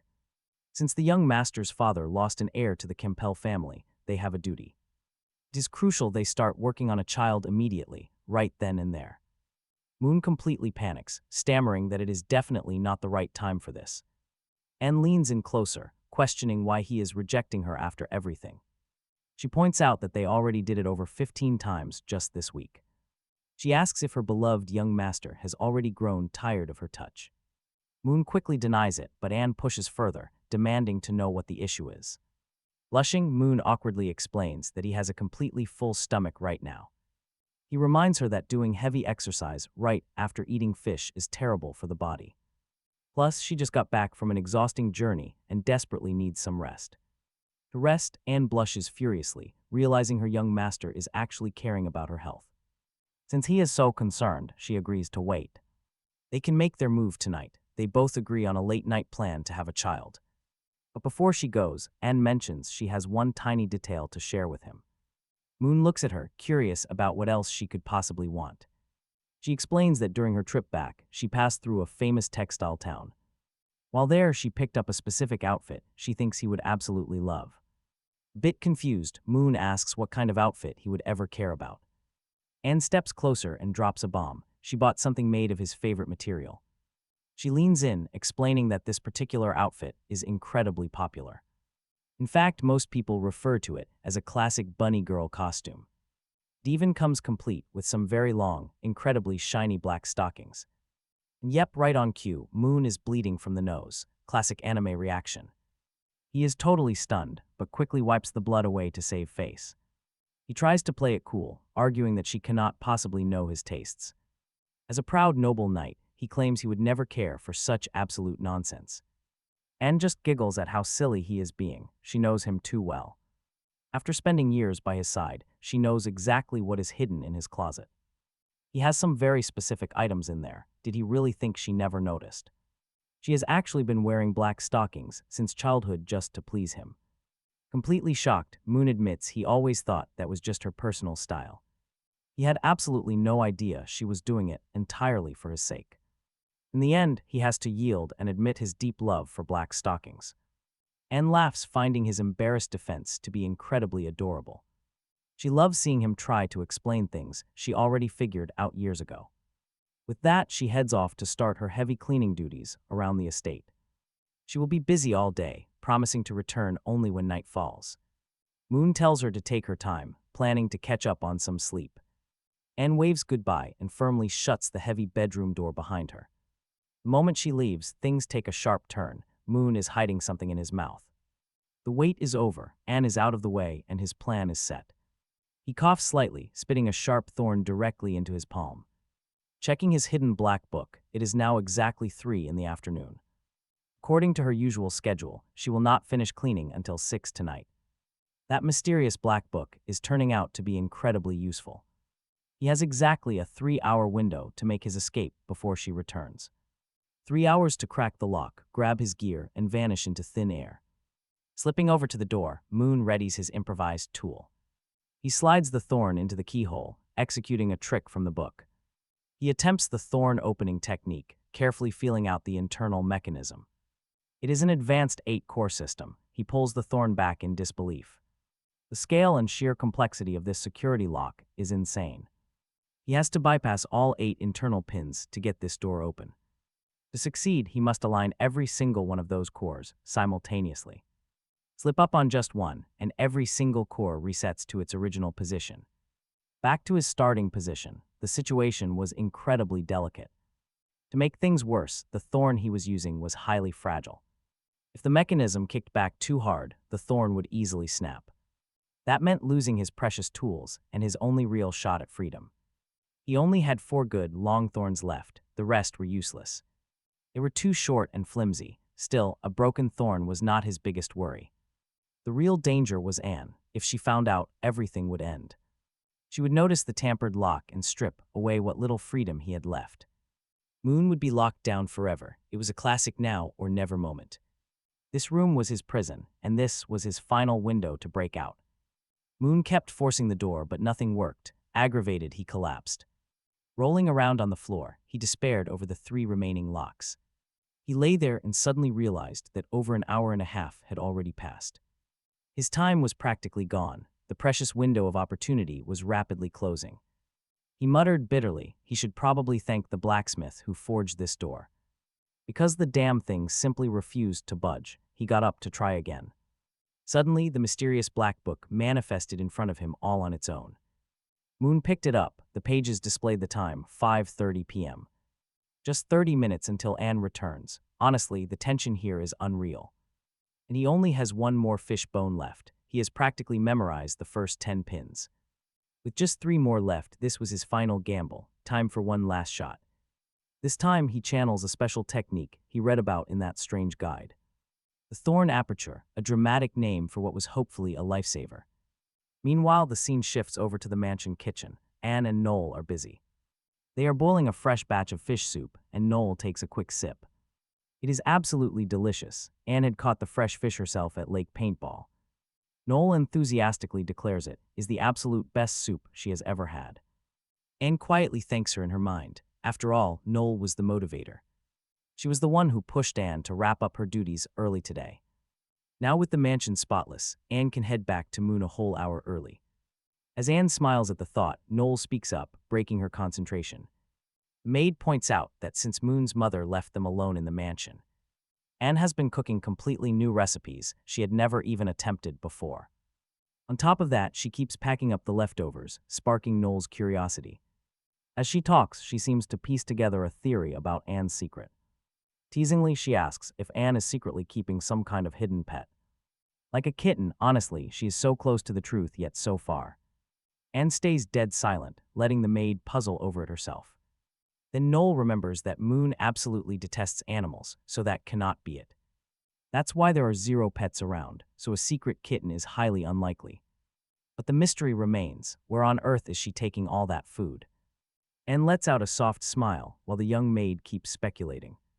She theorizes that despite Moon's feelings, Anne is definitely hiding something. Anne is probably just too kind-hearted to leave a helpless creature behind. So she is keeping it quiet to avoid causing trouble with the others. Harboring an animal could easily cost Anne her position as the head maid since such pets are strictly forbidden. Noel asks directly if she has guessed the truth. Wondering if that is exactly what Anne is doing, quietly Anne asks if Noel can keep a little secret. Noel promises she will keep her word. Without hesitation, because she absolutely adores kittens, excitedly Noel asks if she can catch a glimpse of the kitten, but Anne says that is impossible right now, explaining that the poor creature is terrified of humans. Due to severe past abuse, because of this she must handle everything alone for now, promising she might let Noel see it in a few weeks.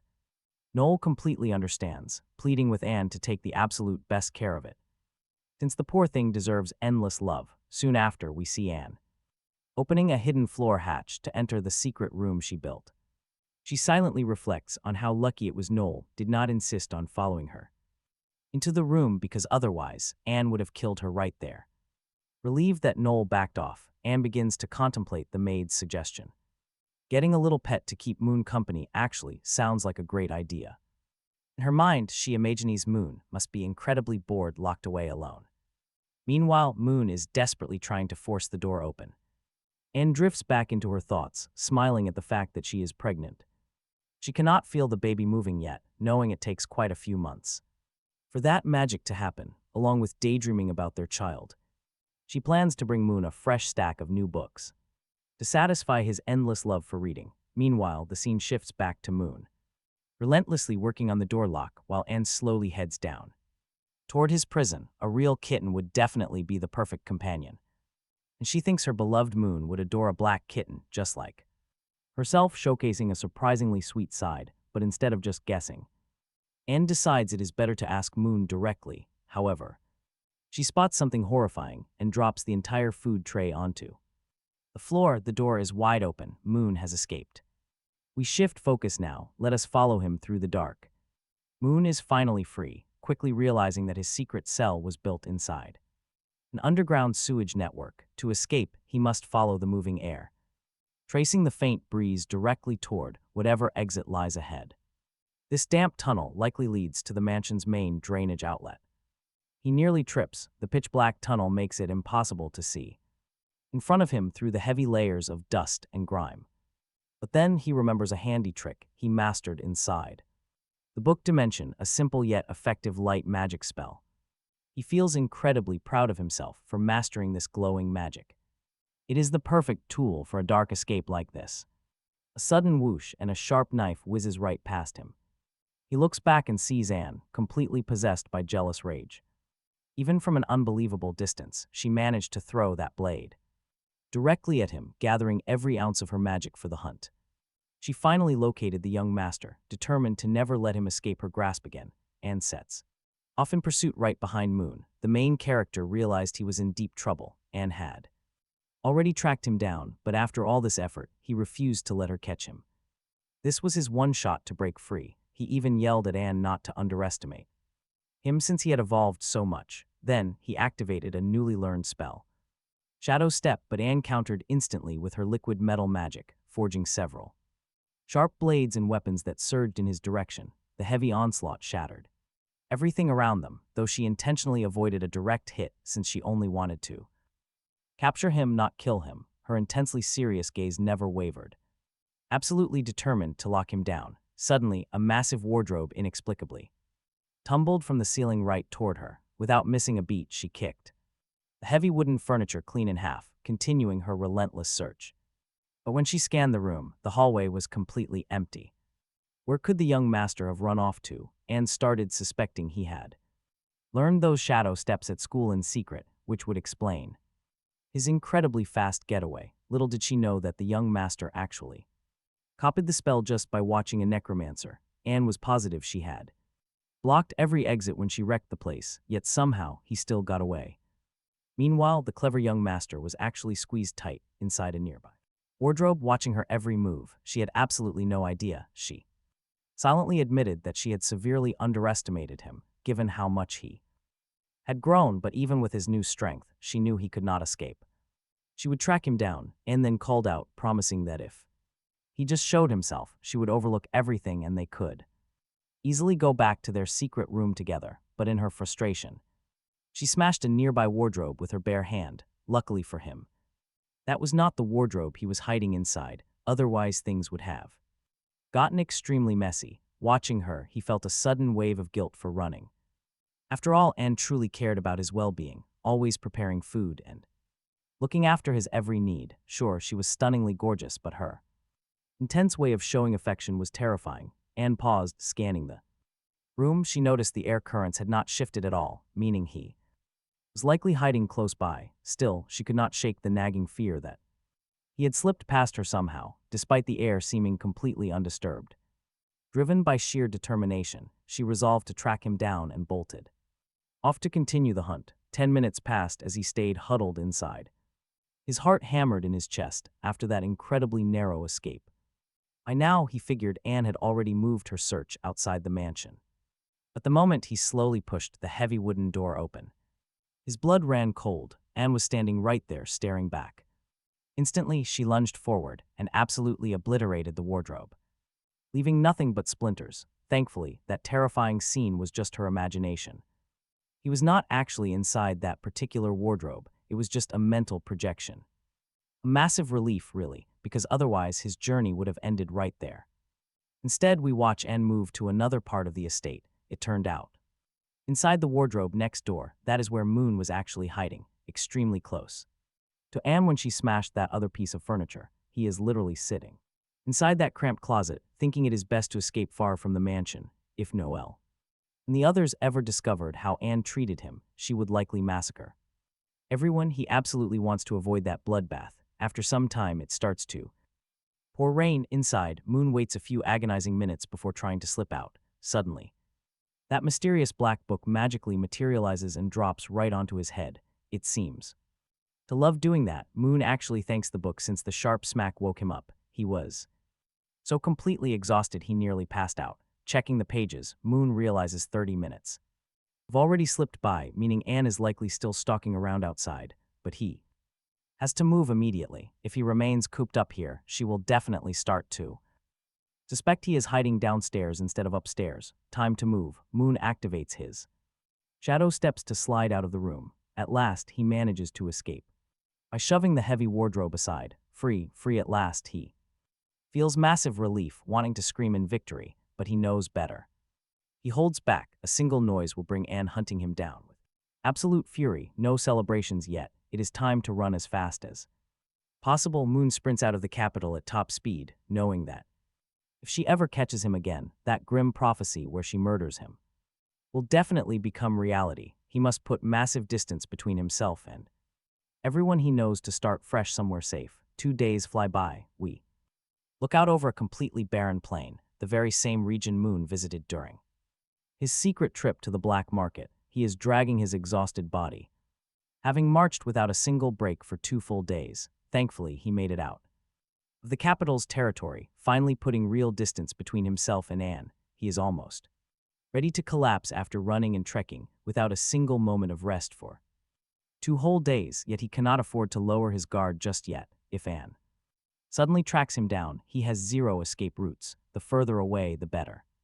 Moon calculates that he has exactly 2 options to slip away from her permanently.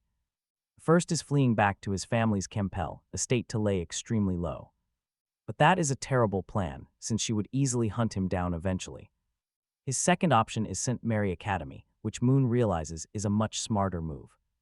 He would actually be safe there, plus, even if Anne tracks him down, the powerful staff and students will shield him.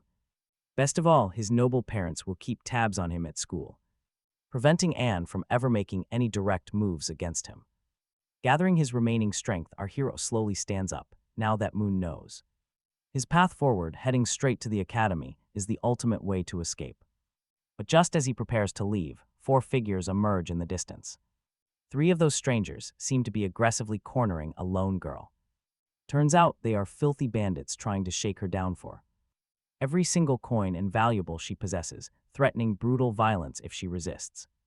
And wait, that victim is none other than Urka. Yes, that same fiery adventurer we saw earlier. Standing her ground, Urka boldly announces that she is an elite fighter, warning them they will pay dearly for this mistake. They will face heavy consequences for this. She warns them a beating is coming.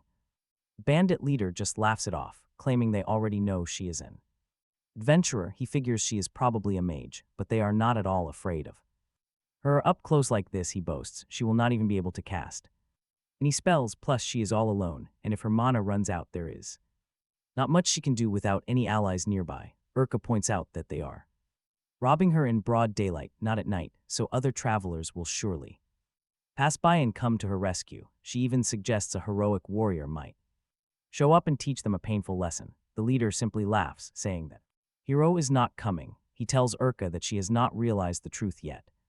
But they are actual professional bandits. The moment he mentions that word, the 2 thugs behind him put on a quick show, proving their meticulous preparation and extreme foresight. They explain that they already mapped out their escape route along with a way to stop her, stating that this is what it means to be a professional bandit. The leader draws his sword and warns Urka not to even think of running, because if she backs away a tiny bit, he will slice her hand off. Urka is trapped. She desperately needs distance to launch her attacks. The leader laughs that no hero exists out here because this desolate path gets absolutely 0 travelers throughout the day.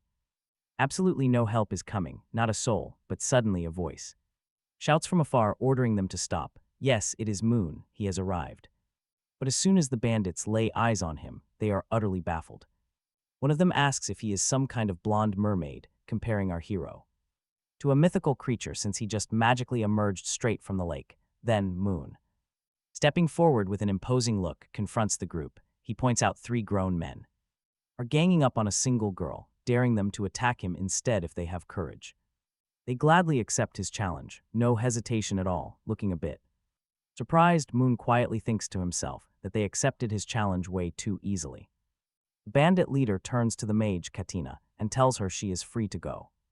Since they just found a much better target to rob, they announce that their focus is now on Moon, but Armano Moon tells them he has nothing worth stealing, explaining that he only owns these tattered clothes without a single coin on him. He then makes a wild proposal. If they want to rob him, they should do it later. Once he reaches the academy, he will offer 2,000 coins for each of their heads. The bandit leader cuts him off. He draws his sword, laughing that they do not want gold, clothes, or anything like that. They run into plenty of men every single day, but Armano Moon is special because of his bright blonde hair and striking blue eyes. He adds that if Armano Moon were a girl, they would not even care this much, but the fact that he is a guy makes this way more interesting. The leader turns to his crew and quickly changes their entire plan. Their target now is to capture Armano Moon alive. The real goal of these 3 men is not to rob or kill Armano Moon, but rather to take advantage of him. Moon is absolutely terrified. He never expected to encounter this fantasy world. It turns out their real interest is in other guys, and that is why they want to drag him away. But as Armano Moon starts running for his life, standing before them, Urka prepares to unleash her fire magic, letting the raw heat build. The spell shoots right past Moon, landing a direct, devastating hit on the terrified bandits. Intense flames consume them. Even Moon stands frozen in shock. Seeing such raw power is terrifying. Urka then slowly walks over to Armano Moon. This is huge. Urka, who already knew Anne, now connects with Moon. She walks right up, telling Armano Moon that the thugs are gone. Those 3 idiots are gone, so she tells Mr. Mermaid he can finally leave the water. Urka thanks Moon for distracting the thugs, giving her the perfect opening to strike. Moon is quick to play it down, saying he barely did anything to help out. All he did was lure them away, though her magic was seriously impressive. She is incredibly strong. Urka suddenly looks him up and down. She asks if he works in some exhibitionist trade. You know, the kind where wearing clothes is strictly optional. He wears rags, but he quickly explains there is a perfectly good reason for it. With the awkwardness cleared up, Moon finally introduces himself. He says his name is Moon, admitting he is currently out of work. Even so, it is a pleasure to meet, and Urka readily shakes his hand. She shakes his hand, introducing herself as a former adventurer. Currently, she trains constantly in order to satisfy her husband. Moon asks if she is married, and she shyly reveals she wed just last night. It suggests her partner might be trapped in the exact same way Moon is. Right at that moment, a loud rumble echoes from his stomach. Urka smiles, asking if he is hungry, and Moon has to admit it. He has not had a single bite to eat in over 2 days. She kindly invites him over, promising to cook him a real hot meal. She justifies it by saying he helped her escape from those bandits. Going 2 days without food is dangerous, so she happily offers him spare clothes. As for his rags, she offers him a spare outfit from her husband. Moon is completely overjoyed by her unexpected and massive kindness. Finding someone willing to provide food and clothes is a true blessing. As they walk along, he thanks her profusely, calling her a goddess. Urka quickly dismisses the praise, calling herself a completely ordinary wife. She simply wants to do the absolute best for her beloved husband. Moon comments that her husband must be an incredibly lucky man. Seriously, who wouldn't want a beautiful, kind, and smart wife? After they walk for a while, Moon asks what she is doing here.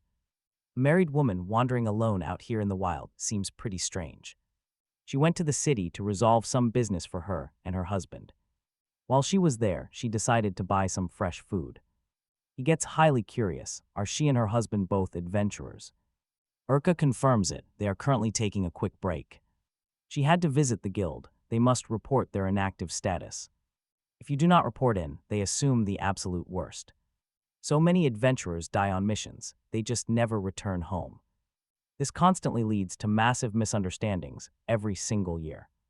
So that explained why she was wandering out in the wild, fresh from a nearby town. As Urka finished explaining her situation, she asked Moon what he wanted for dinner. Moon instantly requested fish. The guy absolutely loved it. It was basically his obsession. But right then, something incredibly strange broke the quiet. A faint voice seemed to whisper a declaration of love directly to Moon. Neither he nor Urka understood. Moon immediately asked if she had heard that. Did she catch that voice, or maybe see a shadow flash past? Urka shook her head, saying she felt absolutely nothing out of the ordinary. He figured it was just a trick of the mind, a hunger-induced hallucination from fasting. After walking for hours, they finally reached Urka's home village. They stopped at her place, which was actually a temporary house owned by the mayor. Moon stared at the massive building, but Urka quickly cleared things up. She explained that this large estate belonged to the village chief, and she was just staying there. Even so, Moon could not shake off a nagging doubt about their surroundings. He had noticed something very unsettling during their entire trek. Not a single soul was on the streets, in the houses, or anywhere around. Were the locals not worried about thieves when every door and window stood wide open? It seemed like an open invitation for bandits to just stroll right in. Urka calmly replied that everyone was busy, then asked if he knew of Laco Paintball. He nodded. He had visited before and still remembered their incredible fish. Urka explained that the lake was just a few kilometers down the road. The autumn harvest was starting, but the dry land had failed them this season. The village had to rely completely on the lake's fish to pay their taxes. They sold premium quality catch to the nobles just to keep the community afloat. Her husband, the strongest local adventurer, was currently helping transport and guard the fish. He had to secure the precious shipments before they could be sold off. Because of that, almost the entire population was busy working down at the lake. While they were away, Urka remained behind to watch over the empty settlement. Moon nodded, realizing what a heavy burden she carried all by herself. Suddenly, there it was again, that phantom voice whispering words of affection. Right then, Urka snapped him out of it, urging him to get indoors. The temperature was dropping fast. Moon gave a quiet nod, completely bewildered by the sensation. He couldn't tell if his mind was playing tricks or if something was actually there. That strange, lingering presence felt like it was creeping closer by the second. Inside the estate, Urka pointed out a clean set of clothes on the table. She mentioned there was a well outside if he wanted to wash off the road grime. Dinner would be ready soon, so he had plenty of time to clean up. Moon offered his sincere thanks to the woman for her incredible hospitality. He thanked her again, genuinely touched by her kindness, then spotted a mug of water. He dipped his fingers in the liquid and rubbed it onto his skin to test for poison. It was clean. Still, Moon couldn't help but reflect on all these strange occurrences. Ever since meeting Urka, nothing made sense: the abandoned streets, her powerful magic. Something was off. Her story felt far too convenient to be true. Even though the pieces fit, his instincts screamed that a trap was waiting. Later that night, Moon finished his meal, quietly thanking his host one last time. She serves a fresh dish, and Moon realizes it is the best fish he has ever eaten. He goes on about it, calling her the absolute perfect future wife for any lucky husband. Moon even points out that his own personal maid could never cook something this delicious. Hearing that, Urka gets pretty curious. Real people do not just have private maids lying around. She starts putting the pieces together, wondering if this guy is actually some wealthy noble. Still, he is a pretty weird noble, considering he is currently wearing nothing but dirty rags. Urka speaks up, directly asking the boy if he really comes from a noble family. Moon nods, confirming his status, before admitting he needs a massive favor from her. He formally introduces himself, standing tall despite his currently pitiful state. He asks if she recognizes the famous Kempel family, one of the Empire's top 4 houses. Then he drops his father's name, the legendary Duke Ronald Kempel. Urka can only stare in absolute disbelief that this ragged kid is a duke's son. Moon quickly explains his situation, revealing that a highly dangerous killer is hunting him down. He needs her to rent a fast horse and rush straight over to the Kempel territory. She must warn the Duke right away that his own son is being actively hunted. Until help arrives, he wants to hide out in her cabin where it is safe. But Urka just bursts out laughing, completely unconvinced by his grand story. From her perspective, real nobles do not spend their days running from crazy psychopaths.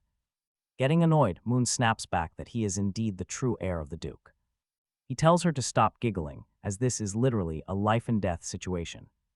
Shifting to a commanding stance, he promises a massive reward if she helps him. We are talking 10 to 20,000 emeles, an absolute fortune for a local hunter. Urka just chuckles again, still thinking this kid is pulling her leg. Desperate, Moon starts laying out the exact details of his entire escape. Hearing the full, chilling story, Urka finally agrees to take the job. She apologizes, seeing the dead seriousness written all over his face. As she clears the table, she admits she was already planning to offer him shelter. It is not like she was going to kick a wounded kid out into the cold anyway. The dark woods out there are crawling with deadly beasts once the sun goes down. Resting up inside the cabin is his best shot at making a full recovery. Moon is stunned, never expecting this wild hunter to agree so easily to his terms. He asks to make sure she is actually on board with the plan and his stay. She nods, pointing out that 20,000 emeles is way too much to pass up. To make that kind of cash doing guild hunts, she would have to risk her life. She would need 30 dangerous runs, and honestly, she might not even survive them all. So taking this young noble's offer is a total no-brainer. Completely grateful, Moon calls her a literal angel sent to save him. Later that evening, as Moon heads to bed, Urka gives him some ground rules. The bathroom is outdoors, so he should definitely avoid wandering out there until morning comes. On top of that, he is absolutely forbidden from opening any other doors in the house. She warns him that even she does not touch them, pointing toward one specific door. That is the one room he must never peer into, immediately triggering his curiosity. He asks what is hidden in there, and she says it is just drying meat. If opened, the heavy smell of raw blood would fill the entire place, which is pretty nasty. Moon quickly nods, promising he will stay away from the mysterious room. He assured her he understood completely and promised he would not touch anything. Urka then wished him a quiet, restful night. He returned the polite wishes, telling her that she should also rest after working so hard. A fresh day would start tomorrow. With that, Moon closed the door. And Urka whispered a quiet goodbye until tomorrow, thinking to herself in that very moment that it was a real pity. Unfortunately, Moon would never see tomorrow's dawn. The dark fire magic Urka obtained would soon be unleashed to kickstart her horrific plan. She was thrilled to have nabbed a noble, if Moon really was one. She could earn some serious cash. Alive, nobles were worth a massive fortune. Dead, they were completely worthless. Opening a heavy door, she declared that Moon would be her final sacrifice to the god, giving her exactly what she wanted. Meanwhile, the scene shifts outside, where we find none other than determined tracker named Anne. Yes, she was after Moon, clutching a scrap of his clothing. One sniff of the fabric confirmed it, the scent of her young master. She wondered in complete disbelief how on earth her master had managed to run so far. Spotting a small town nearby, Anne knew trying to run was completely useless. It was absolutely inevitable. She knew that no matter where Moon decided to flee and hide, she would track him down. Back inside the house, Moon is sound asleep. Sleeping peacefully, suddenly his expression shifts as he starts to stir and wake up. And indeed he does. Turns out, he drank way too much water. We all know what happens when you drink a ton before bed. You are guaranteed to wake up in the middle of the night, needing the bathroom. Moon sneaks out to relieve himself, but along the hallway, he hears a bark. Coming directly from behind the thick, heavy door, Urka explicitly warned him never to touch. Where the meat was stored, this felt incredibly weird. How could there be a dog locked in a meat room? Seriously, that makes no sense. Moon tried to rationalize the situation, guessing it was a rare breed with a strange bark. Suddenly, right behind him, Urka appeared, startling him. She asked why he was awake, wondering if there was any problem, or if he needed anything. Moon, still recovering from the fright, looked over at her and sheepishly explained that he simply needed to handle some business. In other words, he was politely explaining to her that his bladder was completely overflowing. Urka seemed to understand the situation. However, Moon took the opportunity to ask if there were actually any dogs kept inside the mayor's office. Urka, with a very sweet smiling face, replied that indeed there was. The dog was hers, describing it as an incredibly cute, clever pet that usually stayed very calm.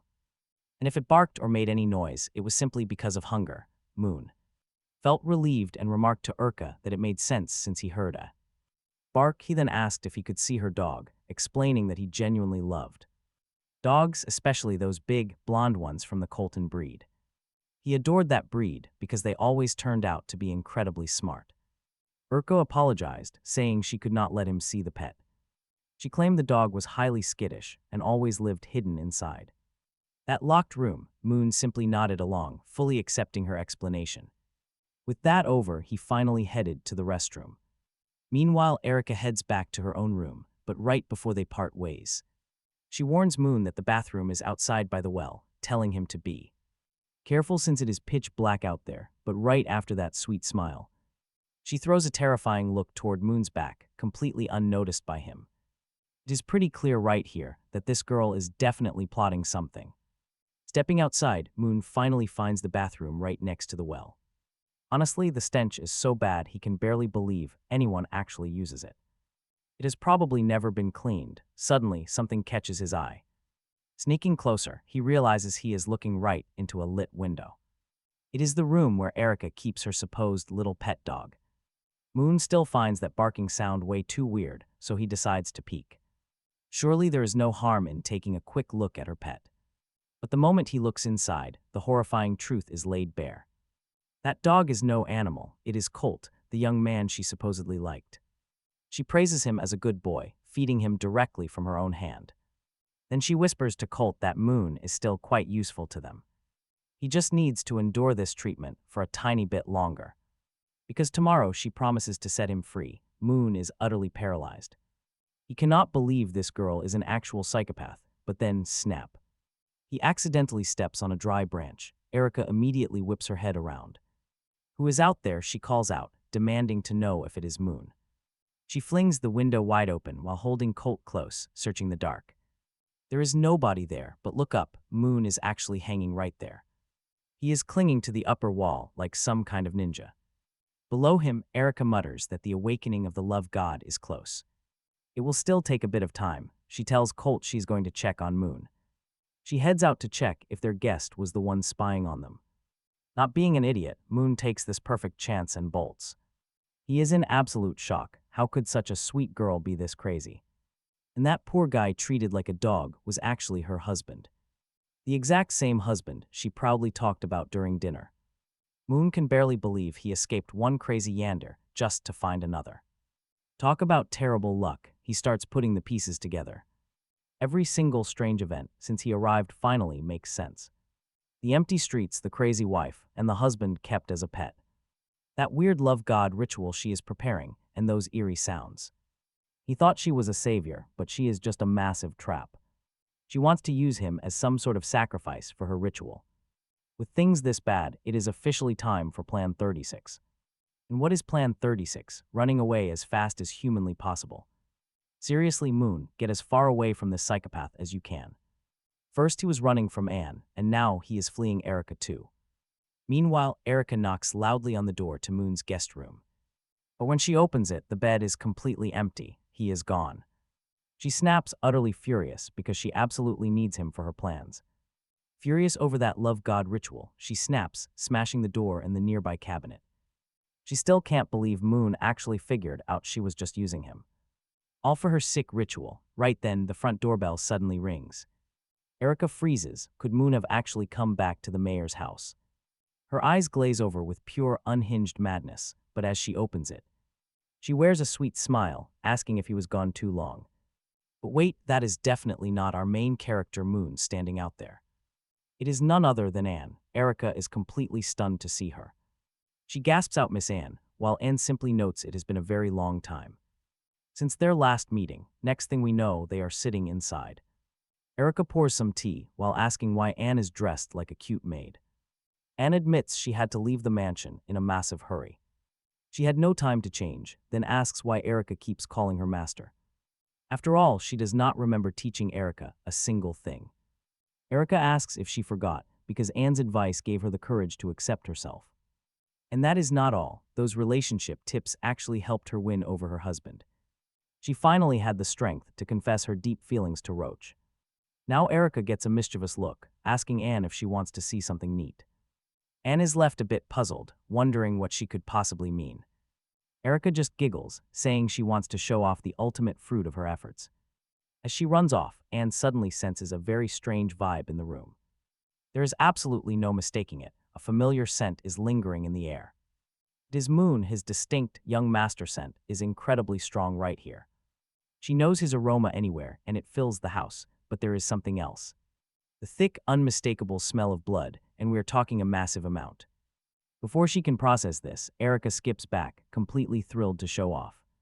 What she reveals next is absolutely wild. Erica proudly introduces her husband, Roach. She asks him to greet their guest, and he immediately starts barking like a dog. She tells him to give his paw, and he happily obeys like a trained pet. Erica pats his head, praising her good boy, while Anne just blankly stares. And silently wonders if this is some kind of trendy roleplay couples do nowadays. Honestly, she finds it pretty fascinating, just assuming this is totally normal. She has no idea that Erica is actually a fellow Yander herself. We literally have two Yanders bonding here, and tells Erica she did amazing. She even admits she is proud of her, which makes Erica instantly blush with pride. She giggles, saying her master must be way ahead of her in romance. She assumes Anne's lover already belongs to her entirely, body and soul, since she is still struggling to get Roach to that point. But Anne sighs, admitting Erica actually did a much better job. Because of her own stupid overconfidence, her precious young master escaped. Erica perks up, asking if her beloved is actually Master Moon. Chills run down Anne's spine. Slowly she confirms that yes, it is indeed Moon. She immediately demands to know if Moon has been staying in this house. When Erica nods, Anne panics, desperate to find out where he went. He was standing right there, but now he is completely gone. Erica shows Anne her version of what supposedly happened, claiming that while she was heading back home, she stumbled upon a completely exhausted Moon and dragged him inside. She fed him, gave him fresh clothes, and tried to help. Erica even offered him shelter, but when she went to check on him in the bathroom. The young man was already gone. He had just vanished without saying a word. Anne quickly asks how long ago he slipped away, and Erica says it has not been more than 2 hours. Everything is fresh, but there is a catch. Erica actually plans to murder Moon as a sacrifice for the god of love. Anne has absolutely no clue, but Anne is a deadly Yantari, and you never ever mess with them. Never mess with her husband. Unaware of the danger, Erica tells Anne not to worry. She claims she just learned a neat tracking spell and wants to use it. In the pitch-black night, Moon probably could not have run very far. If they move fast, they can easily corner him before he escapes. But first, Erica says she needs to grab a few supplies for the magic. Anne nods, promising to wait, but before stepping out, Erica leaves her with a warning. This grand place actually belongs to the mayor, so Anne really needs to behave. She should just stay put in this bedroom and not snoop around elsewhere. Anne agrees easily enough, promising to sit tight until her host gets back. Left alone, Anne sinks onto the bed, her thoughts consumed entirely by Moon. It hurts. He literally crossed 3 whole cities just to escape her embrace. Maybe she is holding him too tight. Should she give him more freedom? Clearly, the young master absolutely despises her, and she cannot fathom why. Why can't he just accept her love? She is not a bad person. Well, locking him in a cage and forcing him to eat weird monster meat probably did not help. Still, she hugs his pillow tight, wishing he was right there with her. While she is lost in her delusions, a sudden visitor breaks the quiet. It is Roach, Erica's husband, a man who acts exactly like a feral dog. Suddenly, Roach's expression twists as he starts screaming in absolute agony. He begs her to run, shrieking that she cannot stay in this house. Terrified, Anne asks if he is okay, though the answer is painfully obvious. He just mutters Erica's name on loop, warning her to stay away. Do not go near her, he screams in utter desperation. Everyone is trapped in the last room. His desperate cries continue. Roach urges her to run before Erica comes back to catch her. But just like that, Roach snaps right back to his obedient, submissive self. Anne stands frozen, those chilling words echoing in her mind, the last room. Giving in to curiosity, she creeps toward that forbidden door at the end. What could Erica possibly be hiding in there that requires such secrecy? Locked, but luckily, Anne's got more than enough magic to handle this. With a quick spell, the lock clicks, and then the door swings open. Instantly, the thick, metallic stench of fresh blood hits her right in the face. The entire village is dead, butchered and piled up like meat. Even the aunt, the one woman Roach actually cared for, is crucified on a cross. Anne stands entirely speechless. She knew Erica was unstable, but this is absolute madness. She stares at the remains of the slaughtered village. Her sleeping sense of justice finally awakens. As a Yantari, she refuses to slaughter innocent people, or most of them anyway. Then, right behind her, Erica starts to speak. Master found out my little secret, but nothing really matters anymore. Erica tilts her head, whispering that they are identical, 2 of a kind. You surely understand how I feel, right? She flashes a deeply twisted grin. Erica admits she did every single bit of it for love, pure love. And grows incredibly tense. Gearing up to defend herself, she asks if Erica was corrupted by some dark, evil god, but Erica only bursts into wild laughter. She cackles, mocking the idea of an evil god. She grips her knife, eyes wide with madness, telling Anne it was the god of love, not evil. And this god of love was so incredibly kind, granting her every dark desire she harbored. In return, Erica happily did everything the god of love demanded of her. Anne feels a cold shudder from this so-called divine power. She looks at Erica, demanding to know the cost of such power. You slaughtered this entire village. But Erica just giggles, completely unbothered, and tells Anne it cost nothing. The god of love never ordered the slaughter. She did it out of choice. Because that is who she truly is. Honestly, they are so alike, Erica remarks. Then she softly whispers that the ritual only needs one last soul to finally be complete, and who better to offer up than her beloved master. Anne could easily step up and be the final, perfect sacrifice she needs. Erica points her bloody blade, asking her master to do this for love. Anne looks at her and realizes there is no saving her. She is far gone. A pure psychopath. Honestly, there is only one way this ends. Anne steps forward. Erica smiles, genuinely believing her master is about to die for her cause. She coos about how happy she is to be understood. Don't worry, master. I will cut your throat so fast you won't feel a thing. But then Anne fires her iron rope, a deadly liquid metal spell, slicing Erica's throat. Blood sprays, Erica collapses hard onto the dirt. Anne looks down, whispering how sorry she is, but she cannot let this senseless slaughter continue. Erica, choking on her own blood, wheezes that she didn't hurt anyone. She only shared her deep love, asking what could possibly be wrong with that. But cold-blooded murder is not love. Anne's blood begins to boil with rage. Shut up, Anne snaps. This isn't love, this is pure slaughter. With her final shallow breaths, Erica asks what love is if not this. Staring at Anne, she mutters that her own master taught her this lesson. Long ago, Anne told her to chase what she wanted and take it. To conquer her desires and follow her heart, and she did just that. Anne turns away, offering a quiet, hollow apology. She steps outside, heavy-hearted. Her thoughts drift back to that strange god of love Erica kept mentioning. Some real deity probably granted her power, but murder was never the way. Anne sighs. In the end, her own careless advice created this absolute monster. She was the one who broke her disciple, a devastating, silent warning. Don't follow heartless advice, it ruins lives. Anne blames herself entirely for this.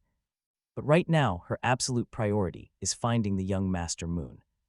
Once he is safe, she will return to bury everyone properly. Erica, but right then, a chilling declaration of love echoes out. Anne instantly braces herself. She glares toward the doorway of the mayor's mansion, where she stood just moments ago. The thick metallic stench of fresh blood pours from inside. Then, a massive crimson torrent explodes. Floods from the house as a crazed voice screams out its absolute devotion to its master. And the roof blasts apart in a sickening geyser of red, and she finally realizes the truth. This horrifying mass of blood is actually the god of love currently possessing Erica. Meanwhile, Moon is sprinting through the streets at absolute top speed, almost like a blue blur.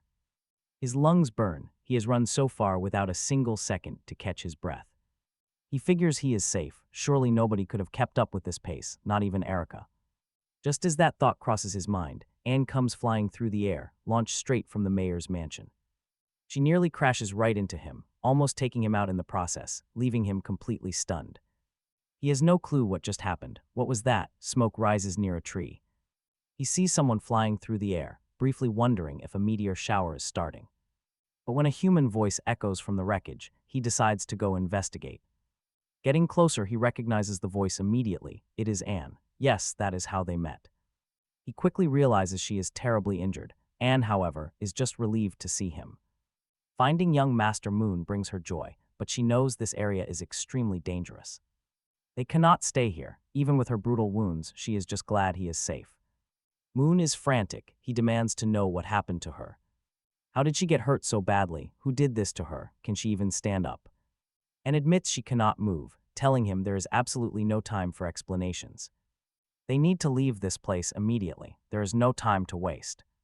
She promises to hold off the beast as long as possible so he can escape. He finds this completely bizarre. What does she mean? Run away and leave her behind. That is when the blood monster finally catches up to them, looming in the distance. The grotesque creature, woven from Erica and all her victims, screeches out for its master. It demands to know where Anne is. Staring at the colossus, Moon asks what that thing is. It is a sickening fusion of Erica and everyone who perished in that house. The entity begs them to accept her twisted love, to merge with her and become one. She wants them to join her, to become part of her ever-growing, fleshy mass. Moon recoils in absolute disgust. Become part of a monster? What kind of sick joke is this? That is when Erica notices him. She points directly at Moon, declaring her love. She manifests massive spears of crystallized blood right in the air, aimed straight at him. She is completely ready to impale him in the name of her twisted affection. Moon finally puts the pieces together, but before he can move, Anne grabs him. She throws him out of harm's way, just as a massive crimson explosion detonates. She saved his life, but taking the hit directly destroys her own leg. She cannot even stand now. Both of them crash hard onto the unforgiving ground. While Anne's legs are severely mangled, Moon only suffers a minor blow to his head. He looks at her mangled, bleeding leg and tells her to lean on him. But Anne stubbornly refuses, insisting she is fine and telling him to flee.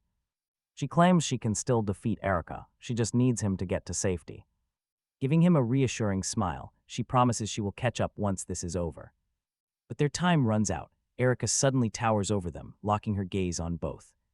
The beast charges forward, destroying everything in its path to claim her beloved master. As they talk, Erica prepares a deadly blood spell. It will destroy everything. She laughs. This is the perfect moment for them to feel her love. Then she unleashes the blood magic. A massive surge rushes straight at them.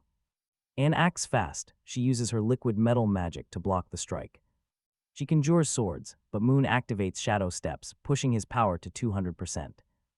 Speed explodes. He scoops her up instantly, saving her from the impending blast.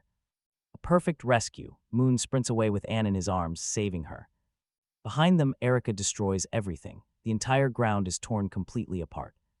Anne is confused. She demands to know why he is actually saving her. His answer is simple. He knows she is absolutely terrible at lying. If she could truly defeat Erica alone, she would have done it already. She's just too weak, so right now, running away is their only hope. He explains that regardless of their past conflicts, things have changed. Whether back in Antari or over in Tura, she's still his family. And he will never let anyone else bring her any harm. When it comes to escaping, he boasts that he is the absolute expert. Using shadow steps at maximum power, his movement becomes a total blur.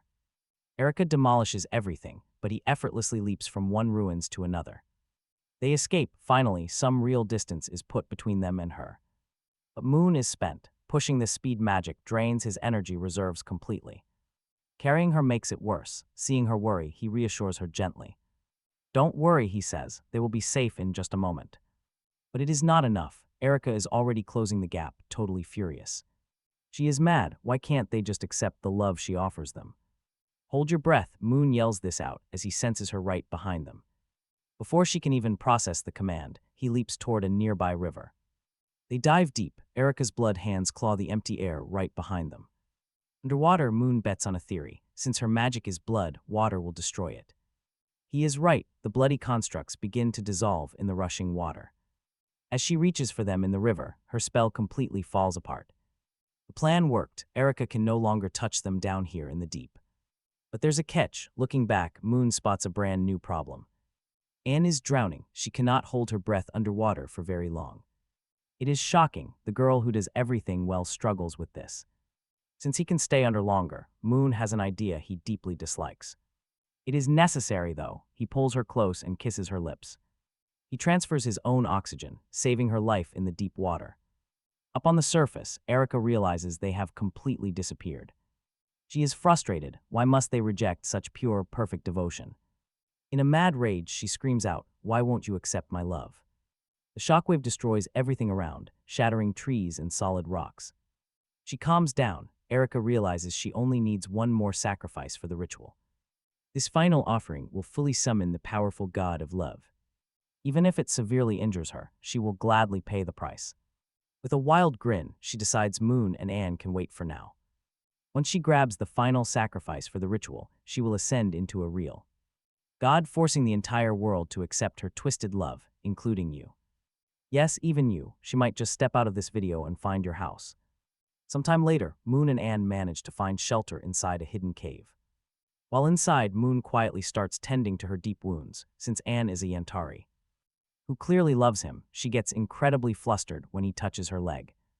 Moon mentions that the cut looks pretty minor, but he still insists that they must find a real doctor the second they make it back to the city.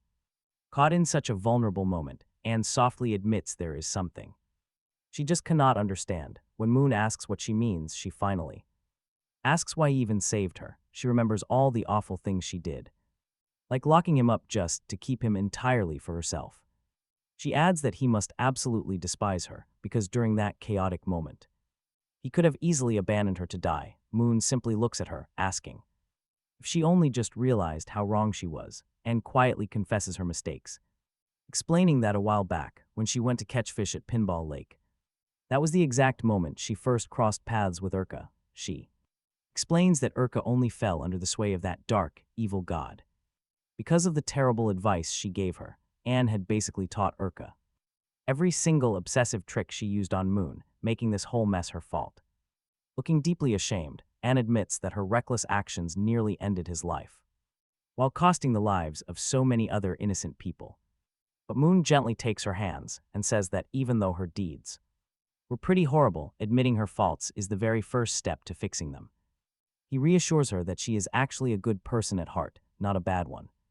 The real issue was just her twisted way of showing affection, since her goal was never to hurt him but simply to love him. Moon gives her a warm, comforting smile, telling her to cheer up because they both survived the nightmare. Now that she sees her errors, she can truly grow into someone much better. He even jokes that next time, she should try being slightly less obsessive. Hearing this, Anne is completely moved. She can only think about how incredibly wonderful this main character is. Meanwhile, Moon is secretly celebrating, thinking he finally cured her toxic behavior. He genuinely expects that after this talk, she will act normal and keep her wild impulses under lock and key. But boy, was he dead wrong. Anne suddenly leaps right onto Moon and kisses him deeply. She wraps her arms around him, praising his kind, gentle heart, which has never changed. She admits she was totally wrong to assume he had become a different person. Anne confesses that trying to force him to match her selfish desires was a massive mistake she will never repeat. With a determined look, Anne stands tall and boldly announces to Moon that her strength is fully back and she is ready to go destroy Urka. But immediately a sharp, sudden pain shoots through her leg, causing her to collapse right back onto the main character. Moon warns her that she lost a ton of blood and is still far too weak to act tough. Anne agrees, admitting she is indeed weak, but wishing she had more strength right now. Defeat Urka. Moon decided to check the surrounding area of the cave to make sure Urka hadn't tracked them. Letting them rest for a moment, he heads out and scans the perimeter, completely quiet, meaning they are safe for now. Back inside, Moon looks at Anne. He asks about her warning. She had called Urka a follower of an evil god. Anne nods. Urka's situation looks like hers on the surface, but the core difference is massive. Power from those chosen by the gods comes as a pure blessing from above. Anne was simply born with her gift because a god willed it. But Urka is a true cultist, serving a dark god that deals with mortals. Through these grim pacts, humans gain crazy strength at a terrible cost. Still, her power was completely unreal. It goes way beyond a normal cultist. Anne adds that during their clash, she felt something terrifying. Urka's power is not just massive. It is actually multiplying by the second. Hearing this, Moon suddenly remembers a major plot point from the original web novel. 3 cataclysmic monsters created by this dark deity nearly wiped out humanity.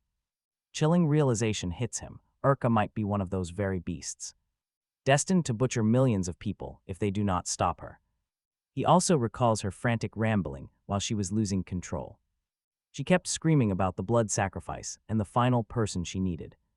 Anne breaks his train of thought. Does he have a plan?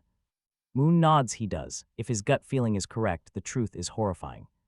Urka likely slaughtered her entire home village just to start this ritual, to mutate into that colossal nightmare creature. He warns her that the dark god is using her as a vessel to invade their world. If that happens, humanity is finished, since she still needs one last sacrifice. They have a tiny window to act. Moon and Anne must move fast. They need to head straight to Parent City, where she is lurking, and find the final target before she does to break the ritual. If Urka gets her hands on this last soul, it is game over. She will leave a trail of ashes across the continent, growing completely unstoppable. But Anne looks at him with pure dread in her eyes. The setup for Urka to achieve her ultimate form is already done. Moon is baffled. They are in the middle of absolute nowhere, with absolutely nobody else around besides the two of them. Who is left? Then a terrible realization hits Moon, and honestly, it sent chills down my spine. There is indeed one survivor left back in that ruined village. None other than Urka's own husband. He is the final sacrifice, the ultimate tragic offering she needs to seal her pact with the dark deity. Anne stands up. She tells Moon they have to stop this immediately before it's too late. Once her husband dies, Urka's power will skyrocket beyond their reach. Tears well up in her eyes as she blames herself for this madness. She believes she triggered this tragedy, so she must end it. Moon instantly offers to fight by her side, but she firmly rejects his help. She tells him that the young master cannot follow her into this suicide mission. It is too dangerous, but Moon is going for Urka, not Anne. He wants to stop her from taking lives, believing she is not evil. Back when they first met, before any of this plotting, he felt real kindness. She treated him incredibly well and even saved him back then. To him, she is not completely evil, and because she was kind once. He will stand by Anne to save her or kill her if needed. If it comes to that, stopping her is the only way to save lives. That is his final choice, but Anne yells back, completely losing her temper. She asks if the young master even understands the reality of things. They are isolated without any tools and with nobody to help. Their chances of actually stopping a monster like Urka are almost zero. Even if Anne unleashes every bit of her power, she cannot defeat Urka. She cannot even protect Moon. In absolute desperation, Anne clings to him. Moon finally understands her fear. The chance of victory is just too low. Anne starts sobbing, repeating that all of this is her own fault. She cannot bear the thought of Moon getting hurt or dying for her. Moon gently hugs her back, but suddenly spots something on the ground. Looking over her shoulder, he spots something tiny lying on the ground. It is nothing more than a single coin of the local currency. But then he notices an entire trail of them leading deeper inside. Anne asks what he is staring at, so Moon casts a light spell. But look at this, the bright light suddenly reveals an absolutely staggering sight. An immense hidden treasure trove overflowing with gold coins and all kinds of weapons. This cave is actually a secret hideout for a ruthless band of bandits. Moon deduces this from old blade marks left at the entrance. After searching through the massive piles, our young master finds a perfect sword. He managed to find the perfect sword for himself, then asks if Anne is ready. Anne has already gathered and melted the other swords into liquid metal. Since her leg is injured, she crafted a metal harness that lets her fly, allowing her to fight without touching the ground. This proves her absolute genius. Both are now determined to face Urka. Whether to save her or kill her, Moon declares they are ready now. Armed and prepared, the duo set off to face the beast. In the distance, they finally spot Urka, who has become a towering monstrosity. Observing closer, she is absolutely massive, sporting several giant arms and horrific features. She roars out, demanding to know where her husband Roach is. Moon watches in absolute silence as she screams her desperate love for Roach. Anne was right, Urka's power keeps surging, and her body is expanding. She has grown at least 10 times larger than her original size. A monster of this scale is unstoppable. Moon takes a deep breath. He silently admits that trying to save Urka is an insanely bad idea. He will likely get blasted far away by her overwhelming, monstrous strength. Her power is overwhelming. He even remembers the time Celia nearly killed him at his father's estate, which actually felt safer, but he quickly shakes it off. He dismisses those thoughts. It does not matter because he cannot just. But he couldn't leave Anne behind. She couldn't face Urka alone. With fierce determination, Moon declares that her dark nature didn't matter. Goddess, Yandir, or psychopath, none of that matters. He's going to save her. He calls to Urka from afar, "Hey, Urka." She immediately reacts. "Look at me," he yells, "right here." Finally, Urka recognizes him. She smiles, believing her beloved Moon is ready to accept her. But he instantly shuts her down. Absolutely not. Why? Because of his profession. A skydiver, yes, a literal parachutist. And no, this isn't a joke. He actually said that. With that, he leaps off the massive tower. Plummeting at terrifying speed, he screams that he's the absolute best skydiver alive. Urka watches him fall, instantly launching a torrent of dark magic. She lunges right toward him, speeding forward the moment he jumps. Everything is playing out perfectly, exactly as he had planned it. Honestly, who knew our main character possessed such brilliant tactical genius? Rewind to a few minutes ago, back to their secret meeting. Moon was busy giving Anne her orders, follow this plan strictly. He points out that the corrupted Urka likely survived the transformation. If she were actually dead, that massive beast wouldn't be moving. So she's alive, and their real objective, not to kill but cure. They just need to purge that foul, dark corruption from her. A dark artifact must be controlling her, a ring, maybe a necklace. Some accessory, because the world's laws don't allow power without a price. You can't just summon godlike magic, something is feeding it to her. That hidden artifact is the exact source of Urka's insane new powers. Anne listens intently as Moon breaks down the high-stakes plan. First, she must clear a path so he can actually get close to Urka. While Anne distracts the monster, Moon will slip in to find it. They just need 10 minutes of absolute chaos. Anne argues back, keeping Urka contained with metal won't be easy at all. Holding her off for minutes is nearly impossible. They must act fast.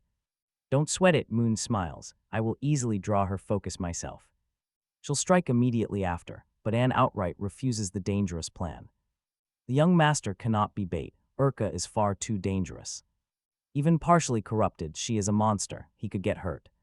But Moon simply smiles. He gently presses a finger to her lips. Quiet now, he says. Between us, you are the strongest fighter. So naturally, I have to be the one playing the bait. Moon reassures her, saying she doesn't need to worry about the danger. Urka won't kill him. Besides, his life is in her hands. He's letting her take full care of him as the best maid around. He knows she will protect him with all her strength, no matter what. Even if he has to put himself right in front of Ursa's jaws. You can practically feel her heart skip a beat with that trust. Later, deep in the dark woods, Anne asks how he'll predict it. Moon laughs. The timing doesn't matter, because I'll make her attack. He declared that this was the exact moment, falling straight down from a cliff. Urka's hands reach out to grab him, yet it turns out Anne was hiding inside the metal pillar Moon leaped from. She bursts out. Liquid metal weapons instantly form all around her. She protects Moon. Her fluid iron transforms into sharp swords flying towards Urka. Though she tries to block them, the strikes hit hard. Her entire body is riddled with holes. Anne drives the attack straight through, punching a massive hole right in Urka's belly. Urka softly whispers mistress, smiling as she realizes that Anne has finally returned, but Anne just looks back at her with a dead serious expression. Confirming that she is indeed back, they lock eyes as the liquid steel keeps tearing through Urka's body. Anne vows that she has returned to save her friend, but before long, the fierce battle resumes with full intensity. Urka swells to a monstrous size under Anne's nonstop onslaught. Anne conjures a colossal spear and hurls it with all her might, striking Urka dead center. Billowing smoke begins to rise from the giant. As Anne watches, Urka notes that liquid metal works incredibly well against standard demons and monsters, but it will not work against her. After all, she is basically a living, breathing evil god now. Urka yanks the massive spear right out of her own stomach, declaring she will not die so easily. Just then, a voice asks if she is actually a god. Moon appears right behind Urka, ready to prove her wrong by unleashing every ounce of his magic. He feels confident this strike will break her connection to the dark. But get ready, because that devastating blast doesn't even leave a single scratch. Urka turns with a wild, psychopathic look, welcoming back her beloved Lord Moon. Anne immediately deploys her iron defense. Urka targets his stomach, but Anne buffers the blow. Still, the impact is so unbelievably powerful that Moon is sent flying, smashing deep into the solid rock behind him. His entire body is battered, covered in deep wounds from head to toe. Without Anne, he would be dead, and honestly, things look incredibly grim here. Now Urka charges a massive energy bomb, revealing she knew he was here all along, just waiting to shower him with her twisted love. Smiling like a maniac, she begs her lord to finally accept her. Once and for all, she unleashes the blast, screaming for his total surrender. Anne scrambles to save him, shouting his name as she runs, but Urka glares cold, ordering the girl to stay back in. Not interfere. She summons a massive hand of pure blood to swipe Anne away, tossing her like a ragdoll. Anne crashes hard to the ground, bruised and battered, but the physical pain is nothing compared to her agonizing thoughts. She fears Moon did not survive, and she failed to protect him. Suddenly, Urka pauses, sensing a strange interference in the air. She demands to know where Anne hid her beloved husband, Roach. But before she can say another word, Anne strikes back with absolute fury, screaming in rage at how she dared to harm her friend. Furious over her beloved young master, she swore to reduce Urcha to nothing but dust, wiping her out completely. Meanwhile, Moon sat far away, nursing his painful wounds while watching the duel. A rough cough shook him when a firm hand rested on his shoulder, warning him to keep still and rest. This newcomer pressed a glowing healing potion to his lips, telling him to gulp it down. It would heal him instantly, and wait until you see who that savior was. Roach, Urcha's husband. It seemed the curse turning him into a dog was finally broken, and he had returned to his handsome, normal human self. After just 1 minute, the medicine worked. Moon felt 100% healed, as if those severe wounds never even happened. He thanked Urcha's husband, admitting he genuinely believed this was his final day on Earth. Together, they watched the fight Between Urcha and Anne from their hiding spot in the bushes, Roach introduced himself, telling Moon his real name but suggesting he could call him Ice. Then he asked for the human's name. Our hero introduced himself as Moon from the Campbell family. They both kept their eyes glued to the brutal clash. Moon quietly asked what was really going on here. Roach explained that Anne and Urcha were locked in a deadly duel, but it looked like Anne was reaching her absolute limit. Moon pressed him for answers, assuming he knew everything from being there so early. The young man asked if Roach had spotted any strange item that made Urcha turn completely evil. Roach sighed, admitting he had no idea when she got it. But he blamed himself entirely. If he had only noticed her deep feelings sooner, he could have loved her back and stopped this entire nightmare from unfolding. The slaughter of the villagers, this terrible conflict, it was all on his shoulders. Yet because he genuinely cared for Urcha, he wanted to save her soul. Moon agreed, saying he and Anne shared that exact same goal of saving her. Still, letting her escape was out of the question. If she fled to another town or settlement, she would grow even stronger, and countless others would perish. Moon pushed further, asking if Roach had ever seen a cursed divine relic.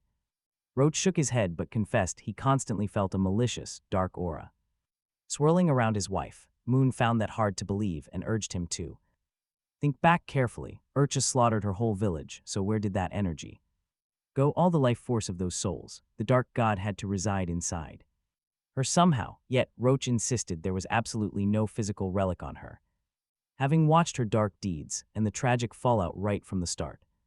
Then Roach remembered something crucial, recalling a very strange dark symbol on Urcha's chest. That exact spot might hold the dark deity's actual anchor. What he saw matched the brand that appeared when she first listened to Anne's counsel. That dark sigil on her skin was how the dark god controlled her physical form, feeding her this endless power. Meanwhile, back at the ongoing battlefield, Urcha clashed with Anne, screaming that she only wanted people to embrace her warped obsessive love. She struck hard, crying that she simply could not comprehend why her affection was constantly pushed away. Urcha declared with wicked confidence that Anne would serve as the final sacrificial lamb for her dark ritual since Moon and her husband were gone. Suddenly, a voice called out, leaving her completely stunned. It was Roach, standing right next to Moon as he healed him.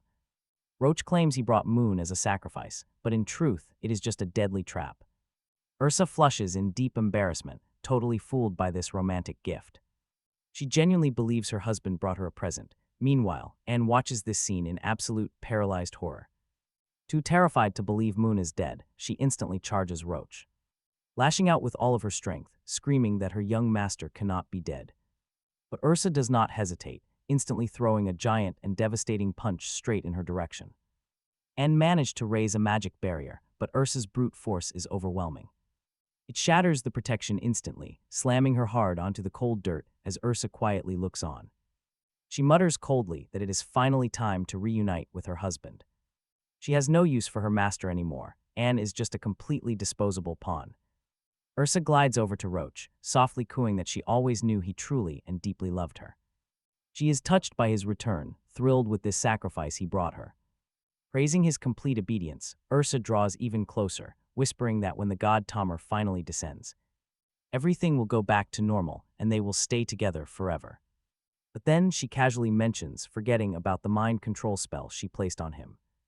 She softly tells Roach not to worry, promising she will happily undo it once the ritual is complete. But Roach responds with a cold, quiet tone that now absolutely terrifies her.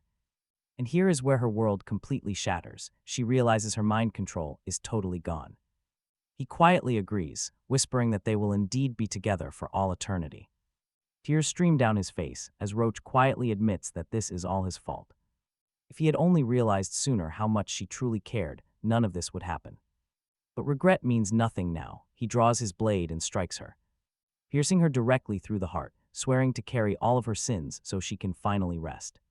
The scene flashes back to when Moon and Roach planned this dangerous gambit. They desperately needed a way to approach Ursa without getting instantly obliterated by her. Roach explained that their only real hope lay in appealing directly to her deep, twisted romantic side. Any other kind of frontal assault would end with both of them dead on the spot. They had to strike where she was most vulnerable, her emotions.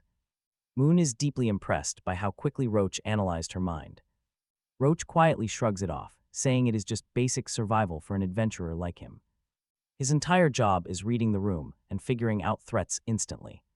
Hesitating for even a single moment in this line of work means certain death. Roach decides that he will act as the bait, knowing that he is their only real shot. He is the only one who can get close to her without triggering her rage. If Moon tried to make any kind of move, she would tear him apart instantly. The plan is simple. Roach will distract her, and Moon will strike directly from behind. Roach even swears on his own family name that he will protect Moon's life. He is completely ready to throw his own body in front of any strike to save him. Roach takes full blame for this entire tragedy, refusing to let anyone else bleed. But Moon cuts him off immediately, telling him to stop talking like a tragic martyr. He promises they will both make it out alive, sealing it with a friendly fist bump. We snap right back to the dramatic present, with his sharp blade buried deep in Ursa's chest. Roach yells out to Moon, "Do it now," while she is pinned. Moon uses his shadow steps instantly, manifesting right behind her massive form. He reaches directly deep into her chest to rip out her heart as this final strike begins. He puts everything into it, ripping Urcha's heart out in one brutal, swift motion. This cursed artifact was how the evil god of love controlled her. Moon pulls his hand back, realizing this heart belongs to a dark deity. Destroying it is the only way to strip her of her terrifying power. But instead of backing down, Urcha completely snaps, losing her mind in rage. She screams for her beloved god, lunging directly at Moon to kill him. Just as she strikes, Roach throws himself right into the deadly path. Roach willingly threw his own life away just to save Moon's life. She shrieks Roach's name in pure despair as the god's magic drains. Moon stands there frozen, utterly paralyzed by the fact that Roach saved him. Roach looks up, a faint smile on his lips even as his life slips away. He reminds Urcha of their childhood promise to stay together until the end. He kept his word, and the truth completely breaks her. She bursts into tears, but her grief is instantly cut short by something. Suddenly, a massive shockwave erupts right from Urcha's body, triggering a violent blast. The blast hurls Moon backward, leaving him bruised, battered, and utterly confused. The evil heart was destroyed, so how is this power still surging? Then the terrifying truth hits him, a detail they completely missed. A massive mushroom-shaped cloud of thick blood erupts. The ritual is complete. By killing Roach, she offered the final sacrifice. Trapped at the very center of this unholy transformation is Anne. She was hidden inside Urcha all along, forcing Moon to move instantly. Moon pushes his shadow steps to the absolute limit, leaping into the vortex. He grabs Anne's hand, pulling with everything he has, but she won't budge. He roars that he won't let this god devour his family's companion. But despite his desperate struggles, the dark ritual seals itself shut around her. It's over, and he realizes he's completely out of options. He has absolutely no options left, but he still holds one single, desperate trump card. He screams for the mysterious black book, his absolute final hope in this nightmare. But before the book can answer, the overwhelming vortex drags him down alongside Anne. Waking up naked, Moon finds himself stranded in a bizarre, silent void. He recognizes this place immediately. It's the domain of the Black Book. But everything looks different, and suddenly, the ancient book manifests before him. Moon asks if the book brought him here, desperately begging it for some way out. He demands to know if there is any possible way to save them all. And then the impossible happens. The Black Book speaks its very first words. It floats up and down, urgently gesturing for Moon to look up. Moon looks up, wondering what could possibly be so important in this void. But as his eyes lift, his heart completely stops at the terrifying sight. And colossal eye stares right back down at him with chilling intensity. What on earth is that? Moon gasps, some kind of giant infernal eye. The thing radiates an overwhelming, suffocating pressure, burning with pure fire. Before Moon can even process this, the entity exerts its absolute will. He's instantly paralyzed, completely unable to move a single muscle or speak. In his mind, he realizes the truth. This is the Lord of the Crimson Sun. A world-punishing god that incinerates all existence, annihilating every living thing. The final cataclysm, the corrupted king, Moon turns to the Black Book. Moon starts arguing, furiously complaining that this stupid object brought yet another monster. Yes, this terrifying entity is another evil god, and Moon is absolutely livid about it. He asked this book for actual help, not to summon another dark deity to their doorstep. Moon realizes the Black Book is actively trying to turn him into a monster. A beast just like Urka, so he can finally fight her on equal ground. That seems to be its grand plan, but as Moon keeps arguing, the corrupted king. The massive, wicked eye watches him closely, suddenly realizing that Moon is just a human. Instantly, Moon freezes. He snaps into a rigid soldier pose, confirming he is human. Stuttering nervously, he asks the great corrupted lord what exactly a god wants with him. What does a dark god want with a human servant? The eye completely ignores his shaking. Instead, the cosmic terror sees right through him, sensing his desperate hunger for power. Dozens of smaller eyes manifest around the main orb, all locking their gaze onto Moon. Confused, Moon makes a pretty blank face and asks why he would even need power. Looking back, he asks if the Black Book actually thinks this crazy plan will work. Useless, he snaps at the book, but the grimoire actually has a solid point. You can only defeat magic with magic. Perhaps a dark god is his only option. To crush Urka, he might truly need the borrowed strength of another wicked deity. It is incredibly risky, but honestly, who would refuse that kind of power? Right at that moment, the Black Book suddenly tears out one of its own pages. Moon watches in confusion as the torn sheet floats slowly toward the giant eye. The corrupted king stares at the parchment, silently reading the words written upon it. Terror grips Moon. He can tell the giant entity despises what it just read. Even though it is just a massive eye, the sheer irritation radiating from it is obvious. Yet despite its anger, the ancient king speaks, telling Moon that the deal is made. Moon is completely thrown off. A deal? What kind of deal? Then the eye explains. It offers its power for free, but questions if Moon will truly accept an evil god. Can a human handle this dark curse? Moon quickly weighs his desperately grim options. He absolutely has to save Anne and the others. There is no other path. Accepting this power is his only choice, especially with a gorgeous woman waiting outside. A stunning girl with a perfect body who deeply adores him is counting on him. She loves him and happily wears whatever he wants. For her sake, he must survive. Moon accepts the deal, demanding the corrupted king unleash his full, terrifying strength. The giant eye finds this human highly amusing and agrees to forge the pact. But the deity warns him to see if his fragile body can even endure it. The king explains that his survival entirely depends on his pain tolerance during this. He must withstand the agonizing torture of a complete physical soul transformation. Brutal power, the king throws everything directly at Moon. No gentle process here. This is pure, unadulterated, blinding violence. He literally sets Moon's body ablaze, burning the young man alive in dark flames. While his soul remains his own, the physical torment is absolutely unimaginable. The agonizing pain simply does not matter. His singular, driving goal is saving Anne. He is fully prepared to burn to death if it means protecting her and his friends. Moon grits his teeth, enduring the consuming fire as it completely takes over. As the transformation finishes, Moon silently vows that a true young master never loses. He won't fall to that woman or to some cheap evil god. Suddenly, the scene shifts. A streak of blue fire rockets straight toward Urka's possessed, monstrous form.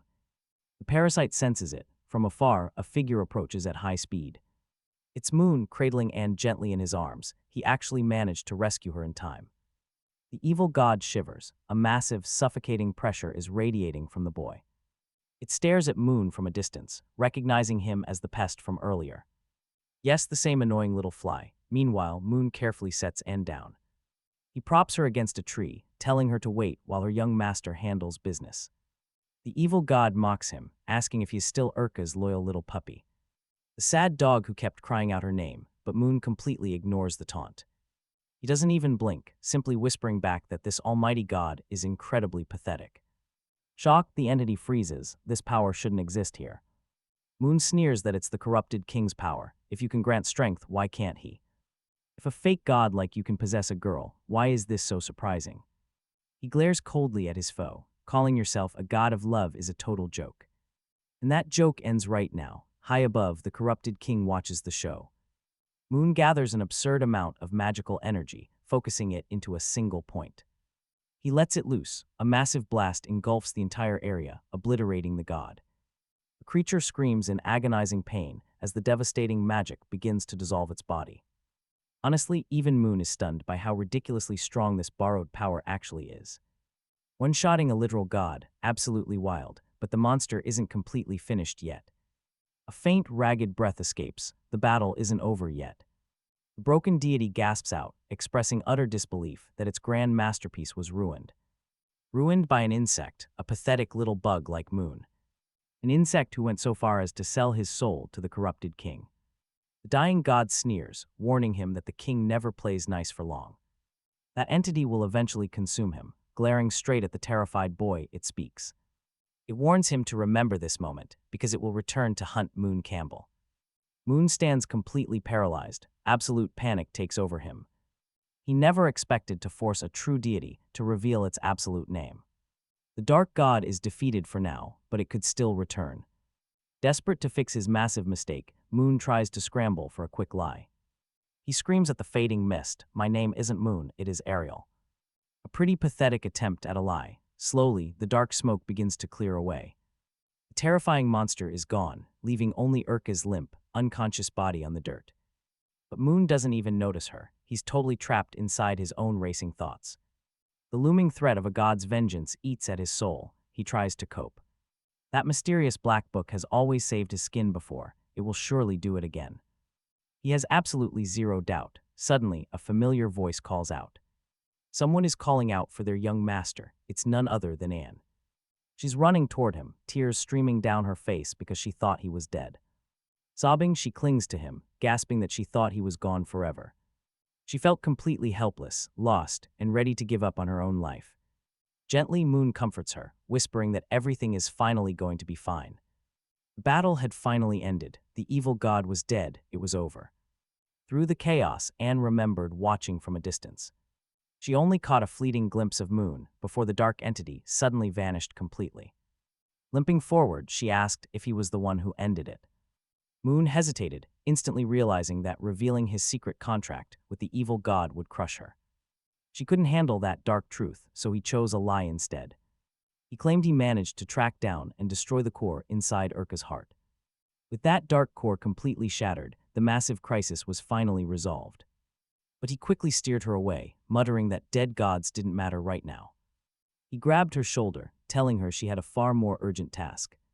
She blinked through her tears, confused, until Moon silently pointed ahead. Right there in the smoking wreckage lay Urka, her broken body still clinging to life. She was barely breathing, with only a few precious moments left. He urged Anne to go speak to her before she faded. Kneeling beside her, Urka weakly asked if Anne was her master.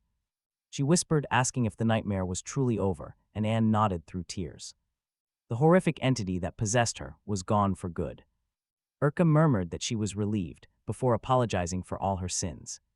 She tearfully confessed to lying from the start, leaving her master completely baffled. Anne demanded to know what lies she was talking about. Urka weakly explained that her possession by the evil god had nothing to do with Anne. Their past talk and Anne's advice didn't break her. The truth was much simpler. Urka had never had a friend before. She was just a lonely soul desperate for someone who wouldn't abandon her. Then she confessed a dark secret. She had been linked to that god for years. She quietly made minor pacts with the dark entity just to get stronger. Rucha was incredibly talented and grew so fast she was constantly left in his shadow. Borrowing the evil god's power was the only way she could stay by his side. After talking to Anne, she finally found the courage to approach Rucha. She confessed her love, prompting a worried Anne to ask if he had rejected her. Urka weakly shook her head, explaining that Rucha actually loved her back. That night he confessed his deep affection, but then delivered an absolutely crushing blow. They could never be together, leaving Anne to ask why love wasn't enough. Urka's voice trembled as she revealed the truth. Rucha's aunt was pregnant. Yes, his aunt was pregnant with his child, a reality that completely shattered Urka's world. Rucha loved her deeply, but had always lacked the courage to say it. He had spent countless nights drowned in quiet regret, too cowardly to ever speak up. But with his aunt, things were different when he was completely broken. Whenever Rucha was drunk, she was always there comforting him and advising him. Then came the pregnancy, and because Rucha was a decent man, he couldn't just walk away. He wouldn't abandon his own blood. Still, Anne found the timing very suspicious. They had barely known each other, making the sudden pregnancy seem way too convenient. Urka agreed, admitting she was also drowning in her own dark suspicions. That was why she decided to fully invoke the evil god that very night. She desperately needed to know the truth, right before her mind completely fractured. Once Urka regained her senses after the evil god took over, her aunt was already cold. It was not Urka who slaughtered her aunt or the villagers, but the dark god. That entity seized her body to expose the lie about her aunt's pregnancy. Urka revealed what the malevolent entity had told her. The pregnancy was a total lie, a twisted trick to keep Rucha close. Urka quietly tells Anne that love is a dangerously fragile thing. A single falsehood can tear apart two souls bound by destiny. She had shattered the lie, but the blood on her hands could not be washed away. The damage was done. Rucha had watched her strike down his own aunt. Even knowing some dark force possessed Urka, he could not stop the tragedy. In a desperate move to protect him from the god's wrath, she cast a final spell. She turned Rucha into a small dog to hide him from the entity. The monster ignored him, but the curse on Rucha could never be broken. There was no saving him. Now Urka's own body begins to crack. As her form splinters into dust, she whispers her deepest, heavy regrets. She weeps, wishing with all her soul that things had ended differently. If only she had truly known her aunt sooner, perhaps she could have stopped this. Deep down, she still believed her aunt was not truly evil. With her fading breath, she wonders if things would be different if she had been brave. If only she had confessed her love to Rucha just a few days ago. None of this would have happened, but reality is cruel. There are no second chances, no what-ifs in this world. Only this cold, final path remains. With her last breath, she looks at Anne. She begs Anne to find happiness and never hesitate the way she did. Tears stream down Anne's face as the dark night finally begins to fade. Beside Moon, she watches the dawn break while Urka's ashes scatter in the wind. Hours later, they stand on the quiet plains, ready to lay the dead to rest. Moon and Anne work silently, digging graves for Urka and her beloved Rucha. Moon watches Anne finish her task quickly, her movements heavy with sorrow. He takes his time, gently covering the raw earth until the job is done. Under the shade of an old tree, they leave a simple wooden marker. Kneeling in silence, they pay their final respects to the fallen lovers. Moon says the nightmare is over, and they should return to their hunt. They can start fresh, but he stops, catching the vacant look in her eyes. He asks what is wrong, and she whispers that she is thinking of her own heart. This tragedy made her realize how twisted her own affection has been. The way she loved him was selfish, a dangerous hunger she should have controlled. Because of her obsession, innocent lives were ruined, and a village was destroyed. She knows she should stop loving him, yet her heart refuses to let go. Looking up, she asks if he could ever truly love someone like her. Moon looks down at her, his voice quiet as he speaks a harsh truth. He tells her she has mistaken the urge to possess for real love. Wanting to own someone feels like love, but it is a dark imitation. They are entirely different paths, yet so dreadfully easy to mistake. She bows her head, finally admitting her own blind greed. Love, but deep down, Moon knows he is pretty unsure about what that actually means. Everyone loves in their own unique way, and he realizes how different they all are. Only Anne truly knows the depth of her own feelings, and maybe, just maybe, since she is no longer an Yantari, they can finally make this relationship work. He stares up at the sun, lost in thought about what love really means. But while he is completely lost in his own head, Anne breaks the silence. She brings up their intense moment back in the basement. Reminding him of his promise, he wanted a normal life with her, free of monsters. She softly suggests they start over, and that phrase hits Moon like a physical wave. It rings in his head. He quickly holds up a hand, needing to clarify things first. He looks her in the eye and asks what her real intentions are. Is she planning to drag him back to that mansion, just to lock him up again? Anne shakes her head. She just wants them to go home, to the estate. That mansion is the only place she has ever known. It is her home, and she swears she has absolutely no desire to imprison him. Anne keeps going, explaining that she really wants to build something from scratch. Not as his lover, but as a simple maid dedicated to serving his every whim. She hopes they can slowly, step by step, piece together a normal, healthy bond. Looking down shyly, she asks Moon if he will truly let her serve him again. She genuinely wonders if a fresh start like that is even possible for them. Moon suddenly grabs her hand, squeezing it tight, leaving her completely stunned. Why even ask a question like that, he says, his voice surprisingly firm. He wants her by his side, attending to him just like before. Even without the terrifying Yandir side, he still wants her. he feels like a savior. He tells her they should head straight home. They are both absolutely exhausted. Anne agrees with a mischievous little smile, and Moon starts feeling pretty damn proud. Honestly, if he cured a Yander, he is an absolute legend. After all, most guys in these stories end up dead. But him, he survived. That dark fate in the book is officially gone. The prophecy that she would murder him, yeah, that is totally off the table. In his mind, everything is fully resolved. He actually won. Fast forward 2 days, they are finally back at the Campbell estate. Moon sits down to eat his dinner, then everything suddenly goes pitch black. That spinning head sensation is terrifyingly familiar, and so is the ceiling above him. Oh, you know exactly where we are. He is right back in Anne's tiny room. All that progress completely shattered in an instant. He wonders where he went wrong. Maybe some unstoppable plot armor forced him back to Anne in this sick loop. Right back to Anne and her crazy Yandir tendencies. Suddenly, a sharp click sounds. The handcuffs around his wrists snap open, then the ones on his ankles. A soft voice calls out, "Young master," and yep, it is her. Anne is back. And sweetly explains that he just passed out from exhaustion after eating his dinner. She only wanted to play with him a bit while he was asleep. Besides, her private room is the only place the other maids never look. Moon shivers in pure panic. Why did Anne strip him naked and bind him again? Anne just offers a soft apology, saying she thought it would be a fun surprise. She knew the moment the young master saw this room, he would panic and try to flee. To stop him, she quickly tied him down. Still, Moon has one more question. Why did Anne even bring him here? She tells him he probably forgot. Before his escape from the mansion, she wanted to show him something he truly desired. That triggers a memory. Moon suddenly remembers exactly what Anne wanted to show him. She was going to show him a special outfit before he escaped. But his escape cut that plan short, leaving Anne waiting with the surprise. Now as Anne slides into a tight bunny suit, everything comes back to Moon. She murmurs that the fabric is quite tight as she adjusts the straps. A moment later, Anne announces she is finally ready and fully dressed. Knowing he loves black lace and fine drinks, she bought this just for him. And there she stands, completely transformed in that tight black bunny outfit. And locks eyes with Moon, teasingly asking how he likes seeing her like this.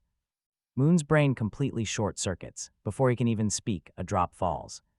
A sudden nosebleed says it all. Moon is absolutely obsessed with her look.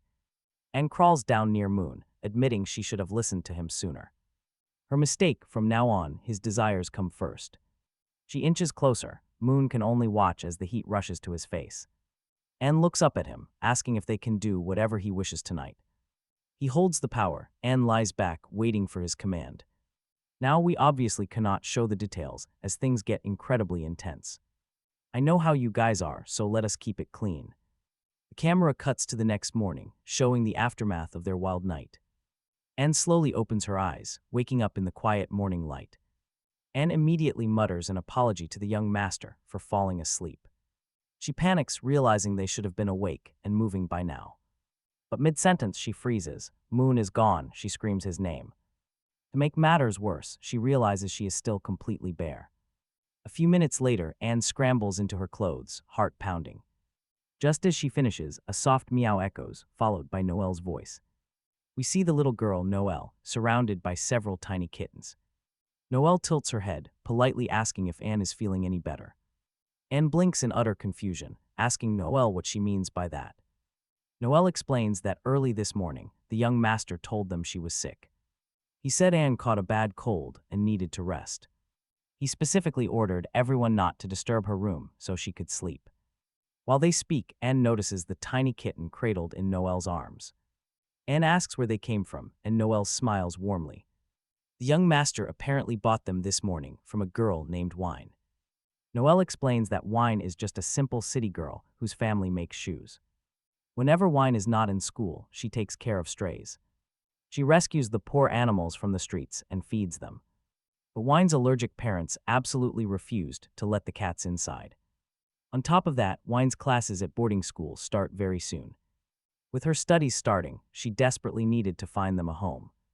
Live at the school. Because of this, she had absolutely no time or the resources to care for them, so she searched for noble families, hoping someone would adopt them. Finally, a savior appeared at the market.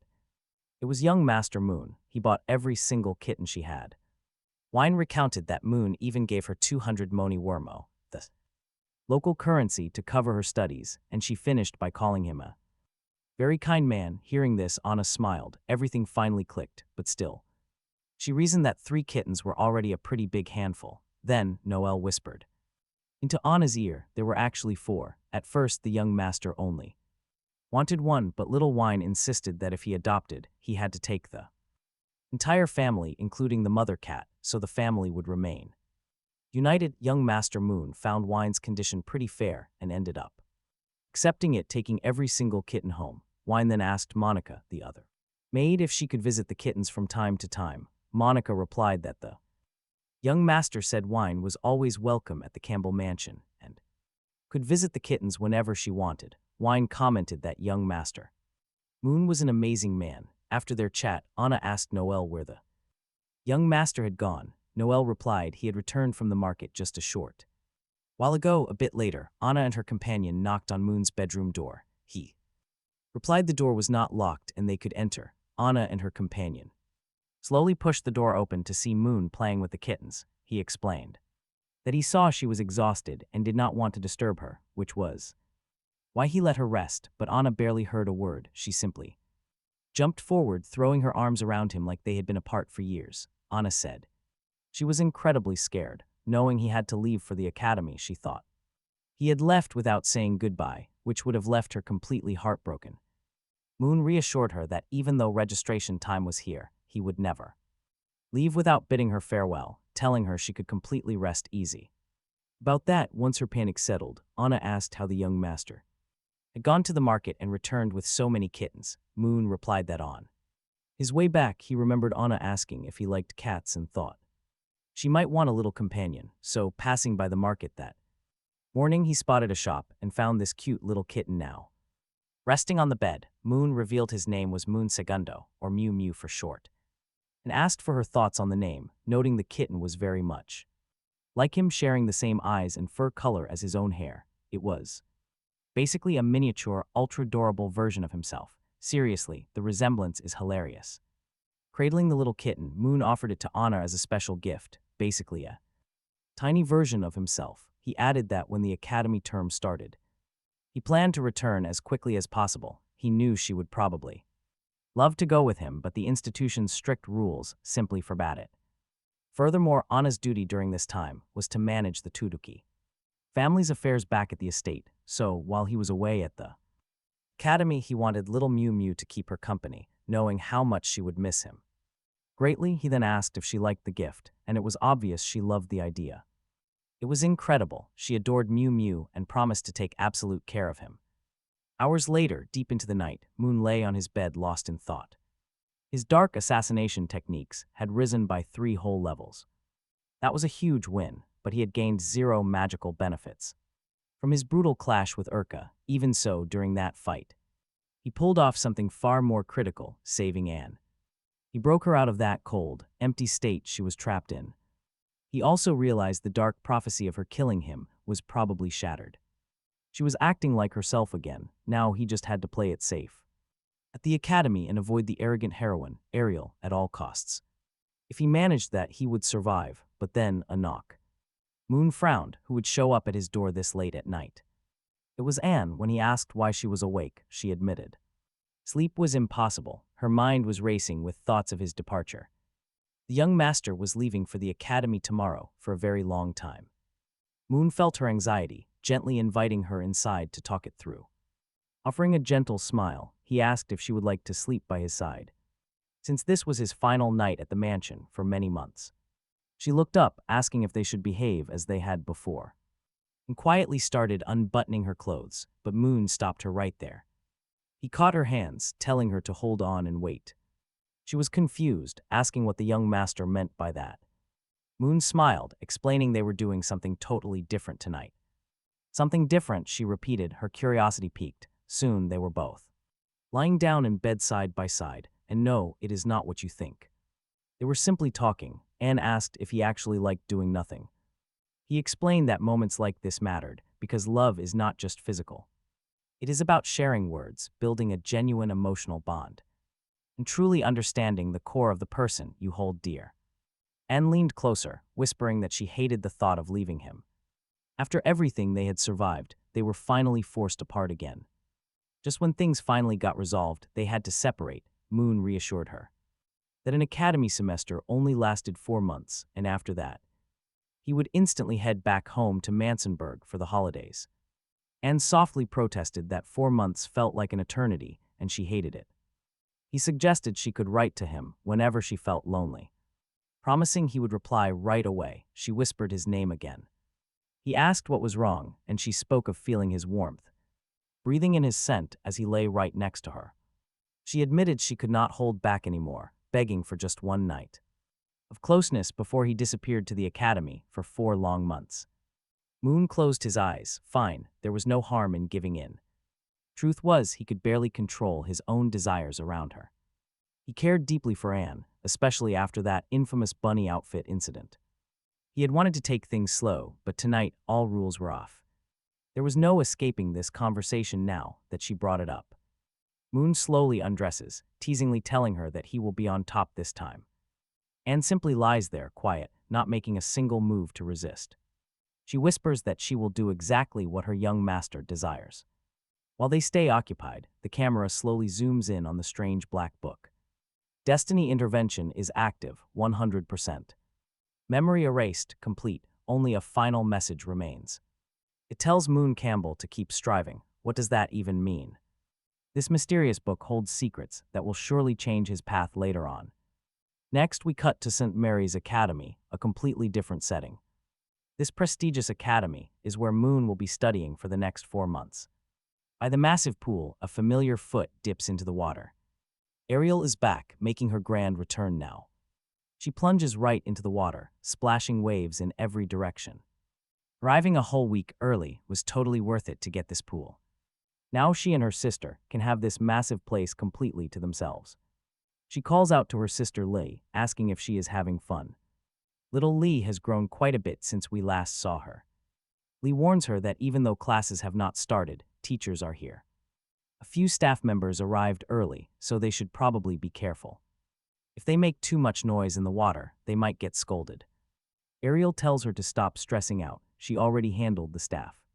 She asked the instructors beforehand, and they gave them full permission to swim late. Suddenly, Ariel lunges toward her sister, catching Lee completely off guard. Without warning, Ariel reaches out and squeezes Lee's chest. She notes that only a single month has passed, yet Lee is bigger. Ariel keeps fondling them, asking when exactly they grew so much. Then Ariel notices that Lee's dark hair has started to look lighter. It used to be far darker than this, but now it is changing. Lee admits she had not even noticed, wondering if it is a blessing. She seems unusually tense about the whole situation, which raises some flags. Lee confesses she is terrified her hair might turn completely blonde. She knows how much Ariel despises a certain blonde guy from before. Ariel immediately asks if she is talking about that absolute trash heap of a guy. That scum can never compare to her sweet, precious little sister. Ariel reassures Lee that she will always love her, no matter what happens. Lee lets out a huge sigh of relief, clearly deeply worried about this. Ariel calls her silly for stressing over nothing this entire trip. But then the thought of Moon flashes in her mind. Her expression instantly twists with absolute, pure rage. That idiot ruined her coming-of-age ceremony with an assassination plot. Then we hear about Princess Celia. Moon unexpectedly saved her from being stabbed by an assassin. Ariel chimes in, pointing out that Moon almost hurt her himself. She warns Lee to keep her distance. It is best to stay far away from him. But of course, Lee isn't the type to walk away that easily. That whole assassination attempt on Celia was not actually Moon's fault. Officially, they credited Moon. The princess survived solely because of him. Lee kept talking, explaining what really happened after the chaos settled. Princess Celia herself had begged Lai to help treat Moon's severe injuries. Hearing this, Ariel finally connected the dots on her sister's sudden disappearance. Lee nodded, confirming she spent a solid hour keeping him stable. Desperately, she worked to keep him stable until the royal physician finally arrived. He risked his entire life just to keep the princess safe. Because of that, Lee genuinely believed young Moon had a heroic side. But Ariel immediately cut her off, telling her to stop praising him. To her, he was no hero, just a complete and total idiot. She admitted he had some guts to jump in like that. Still, she absolutely could not stand the guy's actual personality. It baffled her how his brilliant parents ended up with such a fool. They were respected and smart, yet Moon turned out completely brainless. Her tone shifted, growing serious as she admitted her sister had a point. Lee was right about one thing, that annoying guy really had changed. Before, he would never even look her way or remember her name. It was bizarre considering how notoriously weak and cowardly he used to be. Putting his own life on the line to save someone was definitely not his style. Ariel, stretched in the warm water, decided she was done talking about him. She wanted to relax in the pool a bit longer before heading out. If he ever dared to bother her again, she would snap him in half. The sisters kept chatting, and Ariel asks the question we all wanted answered. Curiously, she asked how Lee managed to get her chest to grow so big. Was there some kind of secret method to getting those massive curves? She begged her sister to share the trick if one existed. In reality, it had nothing to do with the church or holy rituals. Her grand secret, just drinking a ton of milk. Fast forward 3 days. Academy classes finally kicked off, and the massive campus was buzzing with energy. Giant knight statues guarded the gates as students began pouring inside. Soon, Moon arrived at the entrance, dressed in his finest uniform. The sheer scale of the Empire's Magic Academy totally caught him off guard. The campus was way larger than anything he had ever imagined in his life. While he stood there daydreaming, the other students rushed past him. Everyone was running late, but Moon just strolled along, completely calm. He decided his best bet was to avoid that arrogant heroine, Ariel. Actually, it had been over 10 years since he last sat in a classroom, making him pretty excited. He was fully determined to climb straight to the top of this school. Suddenly, he noticed a loud, gossiping crowd gathering in the courtyard. Everyone seemed to be whispering about some kind of crazy show. Intrigued, he adjusted his backpack and decided to check it out. He definitely did not want to miss out on watching the drama unfold. At the center of it all was Ariel, arguing with some guy. That guy was Ammon, his future right-hand man from the original plot. She did not know him yet, but they were about to meet right then. Ariel treated the young man like garbage, but he fired right back. She bluntly told him to get lost if he had nothing better to do, since she was not some dog. That guy was basically Moon's personal lapdog, and she had zero interest in being bothered by such senseless garbage. The young man smirked mockingly, telling her that Ariel was acting incredibly foolish before demanding a fight. Ariel seemed slightly hesitant. All around them, students from the academy watched closely, whispering about how pitiful she was for constantly getting targeted by these jerks. Green-haired girl with glasses even muttered that a fourth-year student challenging a second year was totally shameful. Meanwhile, Moon chewed his sausage and analyzed Ariel. This was his perfect chance to study her skills up close and start planning for their eventual clash. Ariel remained completely unfazed, though, as these idiots had challenged her before and failed miserably every single time. Surely this round would go the exact same way. Ammon spoke up, admitting that last time they made a huge mistake by sending a weakling like Crew to face her. He honestly had not expected Ariel to win, but things were different now because Ammon, the legendary madman of Campbell, was going to step up and absolutely destroy her. Hearing that ridiculous nickname, Moon suddenly realized that this guy was actually supposed to be one of his future allies. Ariel shrugged, saying she was happy to fight if he wanted to taste the dirt all over again. But Ammon quickly corrected her, pointing out that he was not the one stepping up today. Her real opponent was going to be Moon Campbell himself. At that exact moment, every single head whipped around to stare directly at Moon, who stood there clueless. He immediately realized his future ally was a complete moron. He literally just showed up and had no idea what was happening. He honestly could not believe how incredibly dumb this guy was. The entire crowd started whispering, shocked to see the actual Moon Campbell standing right there. They could barely believe he was real, given the insane rumors surrounding him. Girls started whispering that just locking eyes with him could somehow get a girl pregnant. Talk about ridiculous gossip. Seriously, who gets pregnant from a simple glance? Another student claimed that if Moon ever took a girl home, things would definitely get wild before morning, leaving her reputation completely ruined. His terrible reputation preceded him, and the wild gossip just kept piling up. They whispered that he had been with so many girls in his past life that He could fill an entire classroom of 40 female students. Moon realized that the original owner of this body was a genuinely awful person, known at this academy as an absolute shameless playboy. Suddenly, Pessim and Ariel stepped forward. Readying themselves for an immediate fight, Ariel glared directly at Moon and snapped that she knew he would show up eventually, asking what he wanted this time. He was still the exact same talentless loser, sending his loyal street dogs to do his dirty work because he was completely useless. Hearing that, Moon felt the sting of her incredibly harsh words, but Ariel was not done asking if he thought that was mean before calling him a brainless idiot, another brutal roast. More students started crowding around, eager to see a massive fight break out. After all, the young master of the Campbell family loved causing total chaos. Everyone wondered who would win. Would Moon crush Ariel, or would Ariel tear him apart? But shattering all expectations, Moon suddenly yelled her name out loud. He shouted so loudly the whole crowd jumped, even Ariel was startled. Then, to everyone's total disbelief, he actually apologized for causing her trouble. The onlookers stood frozen. This guy was famous for causing chaos and hurting people. Yet here he was, apologizing. Ariel was left completely and utterly baffled. Moon never treated her with respect before, but then Iman stepped in. He declared that young Master Moon shouldn't apologize to some worthless idiot. After all, he was a proud noble of the Campbell family. Moon slowly turned. He asked Iman what on earth he was doing, making such a ridiculous scene. Iman and two other loyal lackeys spoke up, defending their master's pride. They insisted they had to crush Ariel to wipe away this public embarrassment. With a cold, serious stare, Moon asked a very simple question. Did anyone actually order them to lay a single hand on Ariel? Iman froze. He stammered, completely tongue-tied, before admitting it was entirely his own idea. No one had forced his hand at all. Moon nodded, his expression darkening. He warned them that starting unauthorized fights always deserves some real punishment. With that, he dragged Iman off to a quiet corner to speak. He warned Iman never to pull a stunt like that again because of his plans.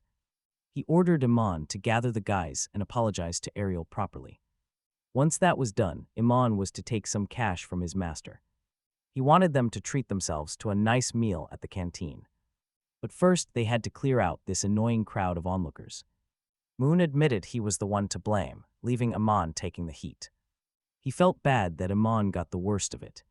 He apologized directly to Iman, calling him his brother. That gesture hit Iman right in the feels. His master gave him food money. He took full blame for the mess and even treated him like family. A moment later, Iman and the other two guys approached Ariel. She tensed up, getting ready to fight them off if things got ugly. She demanded to know their business. Instead, they bowed down deep. They offered a sincere apology. The crowd was utterly flabbergasted by this. Everyone expected a brutal beatdown, but absolutely nothing of the sort happened. Even Ariel looked shocked. She never saw this twist coming. Then the trio turned and told the crowd to disperse. Show's over. Moon walked up to Ariel, who glared at him, demanding to know his game. He apologized again, promising he really didn't mean to bother her. He gently began to explain the truth behind his sudden change of heart. He wanted to find her privately to apologize for all his past mistakes, but he worried that meeting alone might cause some bad misunderstandings. Right now, this tense situation gave him the perfect opportunity. He could finally apologize in front of all these witnesses. Ariel looked at him, asking if he was actually being serious right now. Moon looked confused, asking how she couldn't see his absolute sincerity. He asked if all of this still wasn't enough to convince her. He apologizes again. Ariel actually gets pretty flustered, not knowing how to react. Moon says he is truly sorry for all his past behavior and promises she is safe. He has changed, truly. He even asks if he should drop to his knees. Talk about being desperate. Ariel, still looking quite red, steps closer. She murmurs that she finally understands what he is doing. He just wants her guard down so he can easily get closer. Close to her and, more importantly, close to her older sister Lei. Because let us be honest, he was always staring at Lei. Ariel snaps that her sister's body belongs strictly to her, not him. She keeps emphasizing this with the most serious expression she can muster, warning him off. Ariel warns Moon Campbell to clear those thoughts out of his head. Lei's magnificent chest is totally off limits. That chest belongs to Ariel alone. Moon gets totally flustered.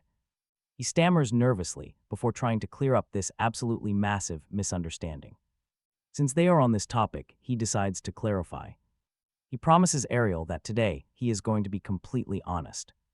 Wait, what a plot twist, he actually prefers small chests. Looking incredibly serious, he explains his preference with total conviction. He claims those huge, soft ones do not even fit properly in his hands. They do not interest him at all, so he prefers normal. In fact, his ultimate ideal would be someone completely flat. Ariel instantly punches him in the face. Flustered and furious, she yells that she knows exactly what kind of jerk he is. He used to chase well-endowed girls and completely ignored everyone else. And now he has the nerve to spout this absolute nonsense. She accuses him of saying this just to mock her. It proves he has not changed a single bit, still the same jerk as always. But Moon quickly waves his hands, saying he was only joking around. He begs her not to get mad, offering another sincere apology. No touching, he promises he won't touch Lee or Ariel at all. He has absolutely no plans to do anything bad to either of them. Rest easy, he assures both of them they are totally safe. He will literally order his subordinates never to lay a single finger on them. Moon stands up, mentioning he wanted to bring her a real apology gift today. Unfortunately, he has not bought her anything because there was no time. He literally only has his regular school allowance left. Only a measly 1 million Emilios that he currently has sitting right inside his pocket. But handing over cold cash feels like a massive insult. So instead, he asks her to please just heal the sausage he is eating. He even quotes a proverb about knightly friendships being pure like water. A shared meal is more than enough to wash away any of their old grudges. Yep, he is literally running away now, yelling that he will get her a proper gift soon. But at this exact moment, he really needs to go study. As he runs, he realizes she does not actually have to forgive him. Either way, he will keep working hard to become a better person. Even if she won't accept him, he'll apologize for making so many terrible past mistakes. He was not really the one in control of his own body back then. With a highly determined tone, he said a final goodbye to Ariel Poincaré. Their relationship could have been fine, but he really wanted to avoid making enemies. Ariel just stood there, completely frozen, not knowing what to do or say. Suddenly, she realized she was still holding onto Moon's half-eaten sausage. She screamed out, utterly panicked, and frantically yelled for Moon to wait up. Still jogging away, Moon looked back and saw Ariel charging right at him. She was moving at absolute full speed, while the camera focused on a girl's leg high above. From a distance, their loud, chaotic conversation echoed pretty clearly. Ariel yelled that if he wanted to apologize, his gift had better be cash. Specifically, she wanted that 1 million coins he had stuffed in his pocket. Moon immediately backed away, warning her to stay back because he wasn't giving that up. 1 million coins was just way too much money. Meanwhile, a hidden observer watched. It turned out to be the exact same girl who sold black market potions. Who would have thought she'd show up here? She found the whole situation hilarious. To her, offering massive piles of cash to make up with Ariel was insane. Ever since he saved Celia, Moon had behaved like a completely different person. With a mischievous smile, she realized his attitude had changed a whole lot. After all, Moon was the wealthy golden child of the legendary Campbell family. He was pretty naive but crazy rich. Maybe she should play with him too. There wouldn't be any issues anyway, since she was sure Celia would end up with him. And Celia probably wouldn't mind if she got to make a move first. Is Moon about to get another girl chasing him alongside Anne? Let's find out. Next, we see two elderly gentlemen who happen to be the Academy's directors. One of them notes that the crowd is finally dispersing, so they won't intervene. The man speaking is Prek, the strict director of the Academy's magic department. Now that the commotion is over, Prek wonders why those two are so close. He asks his colleague if he can read lips from this distance to understand them. He really wanted to know what they were saying without hearing a thing. That colleague is Professor Krent from the potions department of the very same academy. He answers that the boy is apologizing to Ariel by offering a peace offering. Specifically, he is trying to bribe her with half of a roasted sausage. Krent laughs out loud, finding it absolutely hilarious that Moon is offering a sausage. He admits that the young Campbell boy seems to have changed quite a bit.